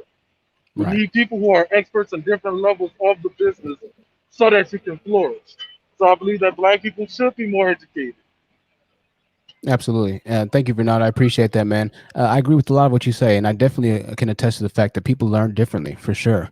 Some people are hands-on learners. Some people are more audible learners, right? Everybody has a certain method which clicks with them a bit better, right? Which is why diversification, just like you said, is very important. And secondly, I want to just really shout out to you out, man, for making the moves and the choices that ultimately end up supporting your family and your family or your sister's life in particular, before immediately supporting yourself and your own life. It's a very noble effort. I hate that it even had to come to that, to be completely honest with you, but I think it's good personally what you did in making that sacrifice, man. That was a very, very, very mature decision to make, especially as a young man. So shout out to you, bro. Shout out to you for that. Huge big ups, big ups. Aside from that, going back to the diversification comment before we go on to some of our new panel members here, I think diversification as far as teachers go is very important as well, because if you are an audible learner, or if you are a hands-on learner, or whatever skill or whatever method you can acquire best based off of that teaching type, you're going to want a teacher that understands that. You're going to want a school system that understands the different cognitive responses that each and every kid could have. So I understand that maybe the fundamental educational system in America might not have lent itself over to you that well. But once again, I think that it's a beautiful thing to have diversification and potentially have teachers in the future that understand how you felt when you were a child as far as teaching, and are able to kind of build curriculums to maybe start to help those children who find themselves in class all day, not able to fully grasp the concepts, because they are a hands-on type instead of an audible or a visual learner, right? So once again, it still goes back to having more people in the position to be able to connect with said child in this case. And when you have people of a certain culture able to teach the generations, that lends itself over to those types of problems and issues, right? So good word there, and I hope everything's going well for your family on the road, man. Really do. Always good to see and hear from Bernard. Big ups to them traveling. Stay safe out there, family. Sorry, can I say something real quick before I take myself down? I was waiting to go after one of the ladies. Yeah, I'm gonna let other people go really quickly, Shorter. I gotta let other people go, man, and then I'll let you go as well. All right, after they go. So give me 1 second, man. My apologies. We have Noob. The floor is yours, and if you can make it kind of quick, we have some other people that want to hop on. I see Aaron Collins in the back, as well as Rick Thought. Remember, ladies and gentlemen, we're going to continue these discussions on another platform, the Uppity Unicorn platform. Let me drop the email one time again. Message Uppity Unicorn to continue these conversations. If you're enjoying this conversation here, and she might decide to work with you or have a conversation with you in the future. No guarantees. It's her platform, so I don't know what's going to happen. But Noob, the floor is yours. Go ahead. There you go. Are you a coon? Go away. Well, to be honest, I do enjoy when the trolls come. It's kind of a guilty pleasure. You know Yaku created the white race. Well, what did you say, Noob? Yaku, the father of the white race. Uh-huh. He hated dark-skinned people. Wait, I'm lost. Well, Coon's explaining to us. Noob is explaining to me why I'm a coon, but I can't really understand it too much. I think this is Kevin Samuels' Defense Force, but we banned the Kevin Samuels Defense Force channel, so he quit it. Huh? A guy named Goten was telling you about why he had that fear on a black person surpassing the whites. Why he hate and jealous and envious. That's what Yaku wanted. He wanted someone not in the race that ruled 6,000 years to rule over the Illinois people. Well, thank you, Noob. I appreciate that, and I do appreciate legitimately you hopping on the panel. So, thank you, Noob. Noob is one of the he's don't interrupt me. I'm sorry, Noob. My apologies. Go ahead. Yaku. All right. What is that so much? Noob is a pretty polite troll. I'll say that. He muted himself when he was finished. So, he unmuted himself. I had to take him down now. Thank you, Noob. Mental health is very much needed, Dimitri. He is an adult. Well, he's grown. I don't know if he's an adult, but he's grown. So close enough, right? Always good to have some entertainment. We're going to move on. Rick Thought is in the building. Rick Thought. After Rick Thought, we're going to go with Aaron Collins, then Ty the Gemini. I'm sorry. After Rick Thought, we got to go with B Shorter. Then we'll go with Aaron Collins and Ty the Gemini. Rick Thought, and then we're going to wrap up, ladies and gentlemen. What did you think on the entire discussion we're having tonight? Hi, my name is Reek. I just Reek? wanted to call. Sorry, I wanted to Reek. apologize because this was my first. No, Oh, it's okay. I want to Okay. apologize. This was my first time on your channel. It popped up on my news feed. So Uh-huh. I'm really not used to hearing men on YouTube making sense. So I'm sorry. So the first thing I heard when I streamed in was you saying, "Oh, South African girls got nice." Uh-oh. It looks like we lost you, Rick. Reek. I'm sorry, Reek. I can't hear you right now. Okay, it looks like Reek might have accidentally dropped off. Reek, if you are hearing me, Reek, I'm sorry. If you're hearing me, we had to take you down because you dropped off. All right. I'm sure she's hearing me. So sorry, Reek, we had to take you down. But I think I accidentally blocked her because she said something in the chat, and I was like, oh, she's a troll. We had to block her. I couldn't even tell. The picture was so small. I think I called you a he, Rick. I'm sorry. I saw your picture expanded, and you're not a he. Obviously, I see that you're a female. So forgive me in my ignorance. But I think from what we collected, she said that she heard me talking about South African, and so she assumed that I was, one of the black men who is the majority, the overwhelming majority on YouTube, which are, Negroid degenerates, right? Who hate their own mothers, essentially, right? So understandable. I appreciate the support though, Reek, and you're welcome to join back up when the microphone works a little bit better for you. Be sure to go ahead. Thanks for your patience. Be shorter. I'll let you give your final statement heading on out, man. We're gonna wrap this up soon. Thank you, sir. Thank you. No problem, B. I'll be brief.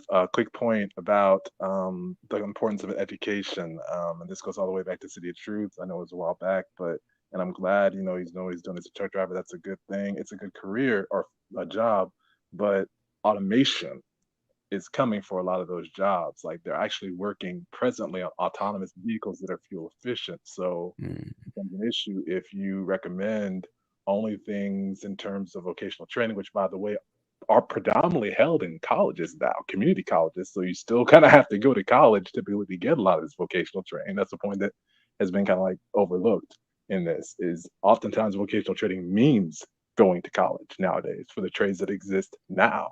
So that's that. He accused you of bringing out outdated information, but when he said that, I'm thinking, wait, this guy is parroting things that some individuals, in the majority community are saying that basically they can afford to say. They have enough people spread across diversified, like you said, enough fields to where it's not an issue. But for the Black community, we're a minority in this country. We still are trying to overcome lots of barriers and learn how to work together. We cannot afford that. We simply can't afford that in terms of human capital, in terms of any economical stretch of the imagination. We can't afford it.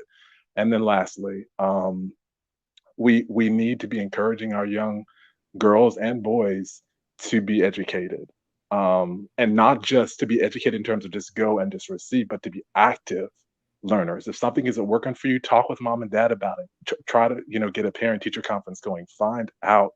I mean, this is a household thing. It's a family. Like the Gemini said the other day, it's intimate, it's personal, it's family business.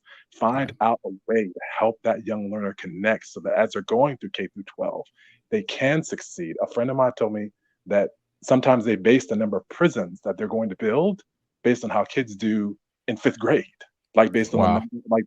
and when I heard that, and that's connected to the whole idea of the school to prison pipeline. Another thing City Truth didn't bring up, but anyway, I'm going to get off this panel. Thanks for the Oh, man. time. No, Have a good night. take your time, man. Did you have some more to say? You're spitting flames right now, bro. Well, yeah, I mean, it's just there's just so much. Oh man, it's so much. But I'm trying to be concise and be respectful of time. I'm still waiting, but I will Take your say time, one sure. Okay. Well, so then going back to the idea of automation, how are we preparing young individuals to think even outside of just the classroom? Like if they're struggling in the classroom, in the school, if their parents are afraid, hey, I don't know if there might be some violence to my child, homeschooling. There are men, at home. There are sometimes women at home, who if you have a two-parent household, sadly, a lot of the women in our community have frankly had to raise their children on they don't have that luxury of doing homeschooling, like some of these other two-parent households. So I mean, it's a wide array of things. We cannot afford to limit our kids to just the vocations. And there are many vocations, but truthfully, even a lot of those that right now, say for instance, something like You mentioned being a manager in fast food, right? That's hospitality. Okay, that's great. But what if you can go and create your own food truck business? What if you can go and build off that, and have a stream of them? I mean, you look at the company Slutty Vegan. I don't know how much education she has, but I know that she's expanded. She started out as a food truck, which was an idea that she came up with one day in Atlanta. Celebrities are attending. She expanded to like 3 different brick and mortar locations, and now she's opening up a location in Alabama, Birmingham, Alabama, if I'm not mistaken. The woman's expanded, and it started with a dream. It started with an idea, and she built on it. And that takes, I mean, education inside and outside of the classroom, and I could go on for days about this, but education inside and outside the classroom is important. We must be equipping ourselves and others. Thank you very much. I'm pretty sure I appreciate that patience, man. And I really, really am glad you decided to wait. It's comments like those and commentary like that that really make this show the golden gem that it is. There's so much that y'all add to this. That's absolutely brilliant, man. And I want to thank you once again for your patience. I know sometimes I can come off cut and dry, but I would have been sorely, what I'm trying to say. Jesus Christ, I don't even know what I'm trying to say at this point. It would have cut me a lot deeper than I realized if you hadn't said that, and decided to go ahead and take yourself down. So, man, that was absolutely brilliant. Absolutely brilliant. And shout out to Elle in the chat. She says she also mentioned automation. That went completely over my train of thought, man. Brilliant. Automation is coming. It's very true. They say nothing good lasts forever, right? But you have to be educated in the technological advancement in America to really even conceptualize that train of thought, right? Be shorter with one of the comments of the commentary of the night, man. That was deep. And we're going to go ahead and go with... we're gonna go with Salobo just because he's new, or he or she is new. Salobo, did you already speak earlier? I can't remember. Can you hear me first of all? Yeah, I can hear you, Salobo. Go ahead. No, I just got up in here. Sorry, I apologize. I kind of was a little bit backtracked a little bit. I tried to catch up before I came in, but then trying to set up the profile kind of set me back a little bit more, so I kind of missed out on the conversation a little bit. Sure. No problem, man. No problem. I think you super chatted, right? Yeah. Earlier today? Okay. Yeah. Well, thank you for your super chat, man. I appreciate that. What were your comments in regards, if you can, just on the thoughts of education as far as it goes within the Black community, or the importance of education as far as it goes? In terms of, well, can I preface it with something real quick? Sure. You're going to have to do it quickly, though. Yeah, my bad. Sorry about that. Fine. I'm kind of a little nervous. My first time calling into a show, but I was staying away from the channel and whatnot, seeing the titles and everything. But I was like, let me just come into it, and I'm gonna say that I'm very, very proud of everything that I'm hearing right now. Like it took me a while just to do the things I was doing because I was standing still, just listening, like oh my God. But in terms of education, I think that is very important. I know that. I don't even know what I'm trying to say. Let's just say in terms of always learning, I'm in a state now where I'm always learning. And that's why I'm here listening to this. And now you guys make me want to basically go pick up Malcolm X's work, listen to that more. I guess one thing that I guess I can say to add to it, I teach myself languages. I study languages. I think that's a big part, something that we need to start looking more into for our people. My brain I kind of got a spaghetti brain right now. I can't say too much. I thought that I'll be here to say a little more, but my mouth kind of get a little jittery, a little nervous right now. So that's that. No, man. It's all good, brother. Hey, listen, kudos to you. Shout out to you, man. That's what the smartest people that I've ever met in my life do. The most wealthy people that I've had conversations with, they're always talking about something that they're trying to dive into or learn, or they're trying to ask you what you do so they can learn about what you do, and then trying to link and network with you. That's how the wealthy people that I've met in my life, that's how they live their life, right? So just the fact that you are trying to learn, even if it's something that you might not fully understand or agree with, right? I'm still making a point of mine to let guys who don't agree with what I say talk, because I want to know how they think. It's very important to know how even your enemy thinks. So if war does come, metaphorically, obviously, Susan at YouTube, I'm not advocating for violence. Disclaimer, violence is illegal. But even if war does come, you know how your enemy is strategizing against you. And so learning, even if you disagree with somebody, is very, very, very important. And the fact that you're able to do that, regardless of the title, the fact that you do see also that there is credit and merit to the way and the reason I title things, it says a lot about you, man. So aside from the super chat contribution, I want to thank you for just being mature enough to listen. I can't get that even from a lot of guys who don't agree with what I have to say, or who are really stuck on the titles, right? Who can't go on to actually hear what smart people, what wise people are saying. So that says a lot about you, man. Can I say one more thing? I'm gonna go back and start watching a bunch of your videos and just trying to get more of an idea of everything that what you about representing, and I'll try to see how I can add to the conversation. Definitely, man. Definitely. Another great comment, one of the best comments of the night from Solobo, a new viewer here, and I tip my hat to you, brother. Sounds like he's a young guy. We're gonna go ahead and take you down, Solobo. We're gonna wrap this up soon, but we'll see you on the next live streams in the future. Okay. All right, got you. All right, now. I love hearing comments like that because ultimately that's what this channel is for. It's to get the younger minds, the younger generation, and to get males who have the propensity or the potential to be leaders to start understanding the role of leadership that is missing fundamentally in Black communities. When you start to have more minds think the way that he does, or to make that paradigm shift into understanding, you know what, maybe I do need, to work on myself more in other ways, or whatever it might be. When men can finally, or when boys can finally acknowledge that there's more work that always needs to be done, that's when you start walking in leadership. That's when you can start acknowledging and responding positively to accountability. That's what makes you able to be followed, because you understand what the burden of responsibility of leadership is, right?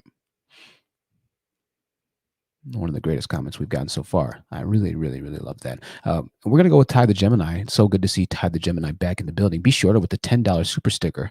I appreciate that, Be Shorter. The gentleman who you heard previously before, Solobo, who just got done speaking with absolutely remarkable commentary and insight. Be Shorter. Thank you so much again for the support, and for everybody that's been supporting, and for everybody that's still watching. We're 3 hours in. We still have 244 people watching. I was speaking with a channel member earlier today, and I was saying how my analytics are just phenomenal, right? It's incredible, and YouTube sees people watching these entire live streams, and that's why we're starting to grow a little bit more, aside from the super chats that they're able to make a profit off of and things of that nature. Everything's really falling in line with this channel's growth as far as YouTube and the analytics go. So I can't thank y'all enough for that. Let's see. We're going to go with Ty the Gemini. After Ty the Gemini, we're going to go with Aaron Collins, and then we're going to go with Chief Cook. After that, I want to let the ladies Diana, Tavia, I say wrong every time, Mia, and then Kiera finish us off. So this is going to be the burnout right here, right? The burnout, or the rapid fire session. Really quick commentary, and then we're going to round this thing on out, ladies and gentlemen. We're going to be done by the 3 hour and 5 minute mark. That's how quickly we're going to be moving right now. So thank you to everybody that's joined. Ty the Gemini, the floor is yours, my dear. Hi, everyone. Just want to say hello. I like this conversation.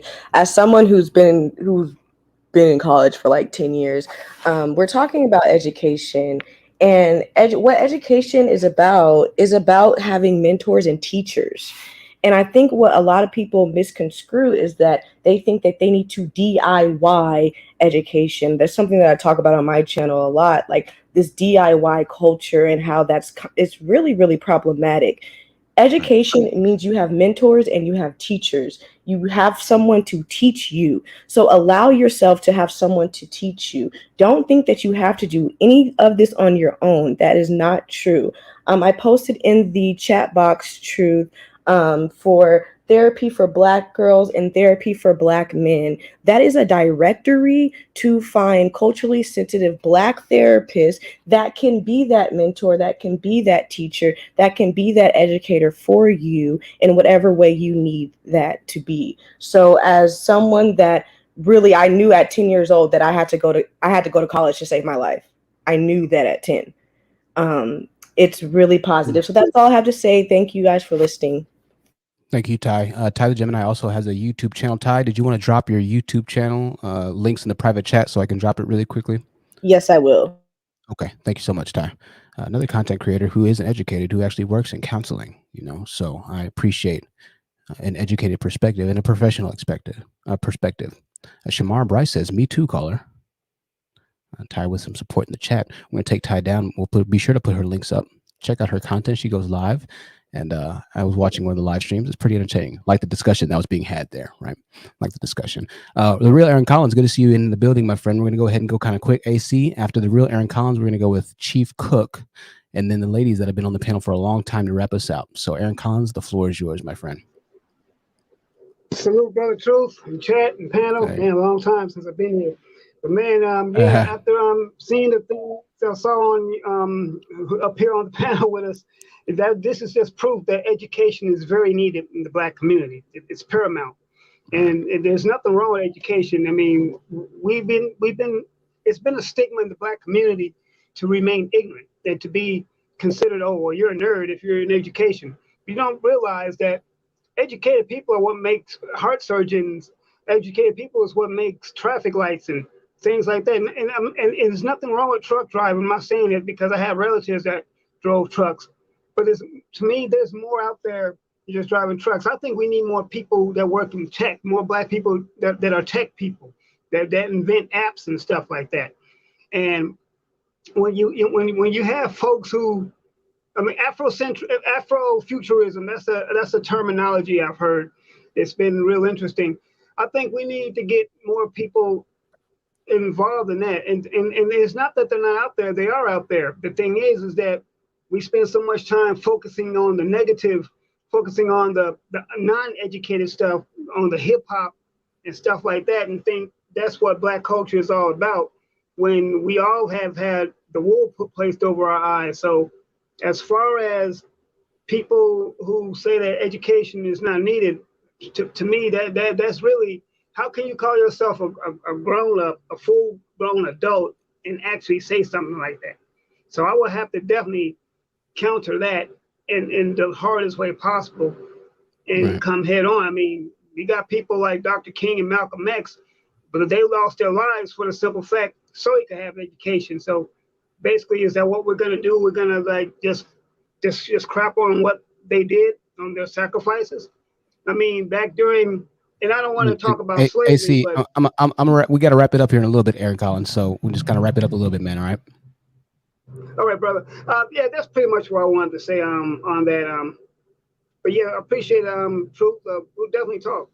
Hey, definitely, man. I hope your shift's going well too, as well, man. I hope you enjoyed this discussion and conversation. I liked where it was heading, so we might save it for the next live stream, or at least in the beginning of a live hangout and chill. We might have the live hangout and chill this Sunday, where we can kind of bring up a lot of concepts that we've been meaning to talk about, but we haven't been able to, just because of time constraints and things of that nature. So, Aaron Collins, good to see you again. Good to see you again, brother. We'll talk to you soon, all right? All right, bro. All right, now. Real Aaron Collins, ladies and gentlemen. Good brother right there. Chief Cook, I'm going to let your first words be your last words, and they're going to have to be kind of quick here. So we'll give you some time, but the clock is ticking very rapidly. Go ahead. The key thing I like to say is very important. The first teacher, the original teacher, is mom and dad. That's key right there. If mom and dad not teaching your kid, not teaching the kid to do things right, you'll never be successful. The greatest parent we got, a teacher, is them. And that's more important than anything else in the world, because they want to inspire kids to be, doctors, lawyers, and whatever. And if they're not doing their job, then you cannot blame anybody else than them. Because as a retired cop, one thing that I always have when I take rest some boy, and I go visit that mom, and mom said, "I raised them. I raised them," and I have to ask the question, "How do you raise them?" And that's something we don't ask that question no more. How did you raise your son? So that's the key right there. You have to raise. Okay. Well, listen, maybe we can discuss that on the live hangout and stream. Okay. I'd love to have your perspective as a retired police officer and kind of pick your mind a little bit and see what we can come up with. All right. All right. Make sure to turn your notification bell on, and we can kind of discuss that further on the next live stream. Okay. All right. All right. Now, Chief Cook, ladies and gentlemen, it's important for the mom and dad, right? Where the fuck are the dads? Right. Diana Prince, thank you for the patience. It's good to see you again. And I can't thank y'all enough, ladies. The last four who are getting ready to speak, y'all have waited for a long time. So you have as much time as you need as we round this thing on out. Okay. Go ahead, Diana. Thank you for allowing me to participate in this stream. And I agree with what you said earlier, that comment about over education in the Black community is a foolish statement. Black women are the most educated demographic in the United States. So clearly, if Goldman Sachs is investing $20 million in Black women to start businesses because they see the value in Black women starting businesses and who are educated, clearly that statement is flipped on its head. Don't let anybody stop you from getting your education. I'm a first year law student. I'm a first generation college student. Because without your education, you won't be able to really compete out here. I mean, yeah, you can have experience, but you better balance it with a degree or some type of trade. Because if not, you're going to get left behind. Don't let anybody stop you from getting your education. It's very important. And that's what I have to say about that. Thank you. Thank you. I appreciate that. And thanks for your patience, Diana. I just kind of want to follow up with what Chief, whatever his name was, said about a black kid getting picked up from jail and he goes to talk to the mom. Um, it's just it's very fascinating that he automatically just kind of disregarded the father and the role of a father. Right? We don't know if that mom raised the son with as much positivity. Made an environment that was as conducive as to the well-rounded mental health and fortitude of the child as possible. We just don't know those statistics. We don't know the backstory to it, but automatically he has the conversation talking about, well, what did you do wrong as the mom, right? And we're going to talk about that a little bit in the future, right? I meant to talk to a police officer a while ago on the You Can't Handle the Truth podcast, but I'm waiting until I can really get an office space to be able to have those types of conversations because I don't want to have them here in my apartment.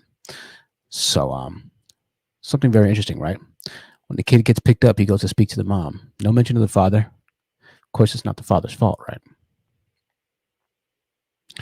Diana, thank you so much. We're going to take you down, my dear. We'll see you soon.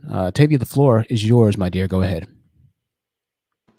Thank you so much, Truth. Not to end things on a grim note, but the reason why I speak so passionately is because I understand how dire our situation is as a people. As we continue on and things continue on this planet, very obvious signs of climate change, very obvious signs that viruses are permeating throughout the world, very obvious signs of wealth gaps. We are becoming a permanent underclass. And this is regardless of how many white people are in this country. Okay? People need to understand that. Regardless, because the population within the United States is becoming apathetic to what's happening to us. And the reason why that's happening is because we as a collective don't care what's happening to us. So how do other people care what's happening to us? It is important that we continue to fight, whether it be through education, whether it be through politics, whether it be through having money. And one of the ways of having money is if you are educated. If you can't read above a 5th grade level, get your tap dancing shoes on, tap dance for some people. But guess what? The system will tear you down some way, somehow, because degeneracy always follows suit with entertainment. And we see it with our entertainers. Absolutely. With that being said, we are too far behind, and it is taking us longer to get halfway to where we need to be. Don't let this continue. I am begging people, encourage people to get educated, whether it's through trade school, whether it's through certifications, whether it's through formal collegiate educations, whether it's just keeping somebody to get their high school diploma. It does not matter. You must be educated. You must be constantly expanding your mind. You must, because where we are headed is where we are headed, and the train is not coming off the tracks. You have a good night, Truth. You as well, Tavia. I appreciate that. And one of the top comments of the evening, once again. Can't say too much more. Can't say too much more past that. Lordy, lordy, lordy. A permanent underclass. Mia, the floor is yours, my dear. Hi. Okay. So, one thing I want to say really quickly, I think it is important for us as a community to be educated, especially the Black men. But to be honest, I think that, if they were to get educated in fields that would actually bring them any kind of, real income, like STEM or something like that, I really don't think that they would regenerate that money back into the community. So I'm not even sure how them being more educated will help us as a whole. So obviously I'm a divestor. I feel like, we should all just try to better ourselves and then go with whatever group of people will best appreciate us. So I do think Black men should be educated, but I also don't want Black women to get their hopes up and think that they're going to, kind of redistribute that wealth into our community.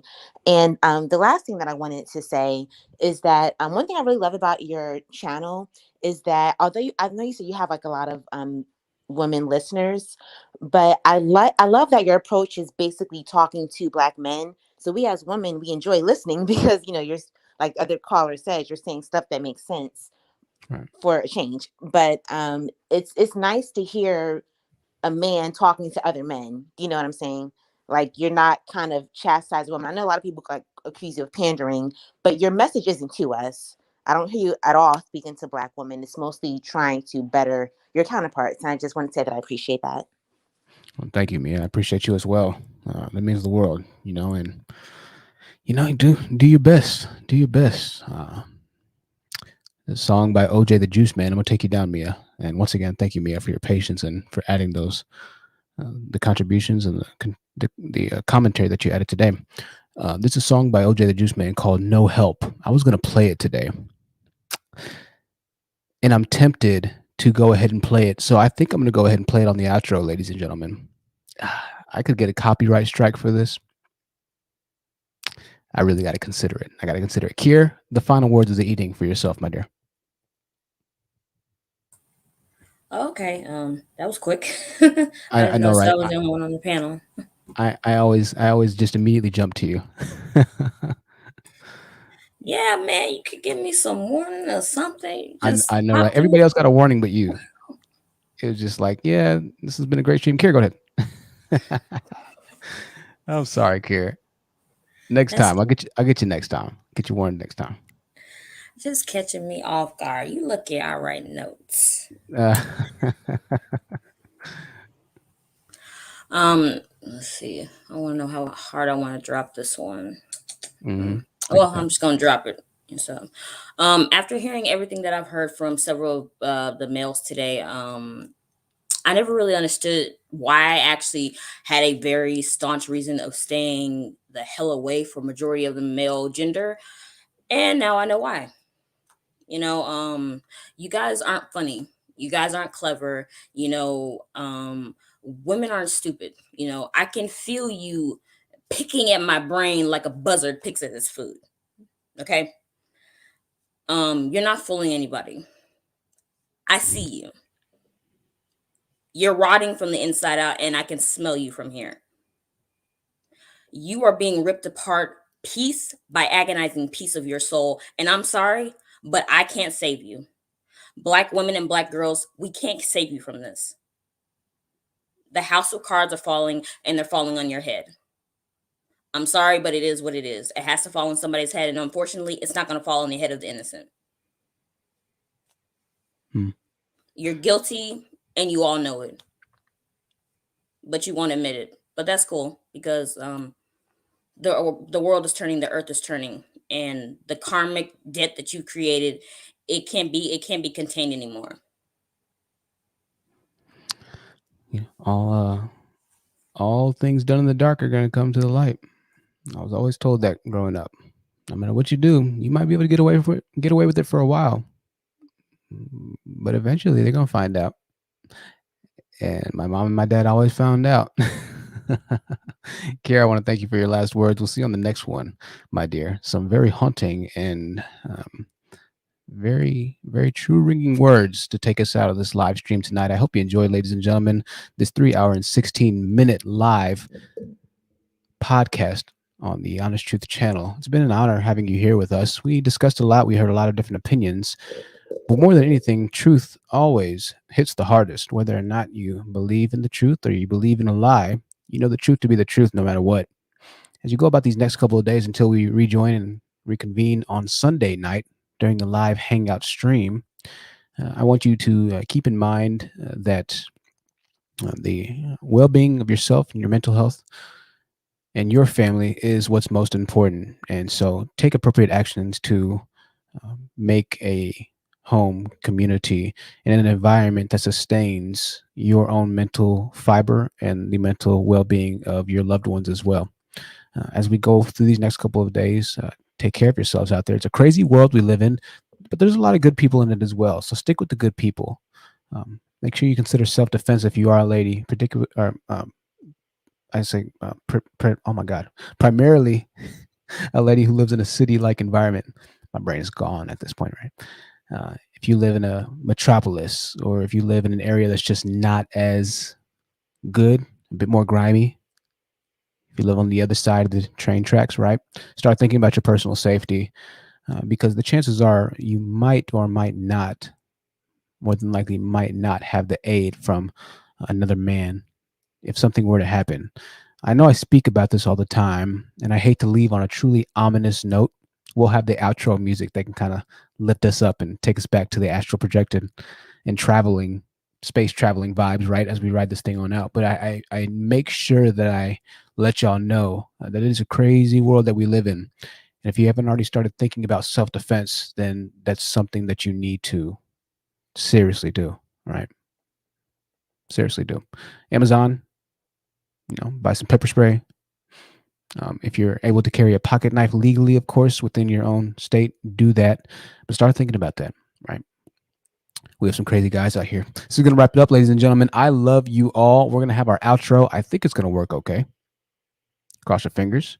If it doesn't, you already know the deal. Put up with the bad graphics or the laggy graphics, but the music will still be there. Until we meet again, my email is thehonestTruthYT@gmail.com. thehonestTruthYT@gmail.com. thehonestTruthYouTube@gmail.com. Thank you for everybody that donated tonight. Make sure to pick up a channel membership if you want to get the behind the scenes or the paywalled videos. That's the link right there. Click that link to join. $3.99 a month. You can get the How I Became Homeless Part 1, Part 2, as well as my fishing blog and a few other videos that are members only. Look on my community tab once you actually join and become a member, and there will be the videos that are members only. And I think you can go to my video collection and see the members only videos as well. I'll create a playlist that's members only videos when you do become a member so that you have access to it. So it's easier to find, because I don't even know if they pop up on the video tab, right? So thank you for everybody that donated once again tonight. I can't thank y'all enough. And the members, we're going to ride this thing on out. I love you, ladies and gentlemen. Take care until we meet next time. This has been the Truth Seekers Live production.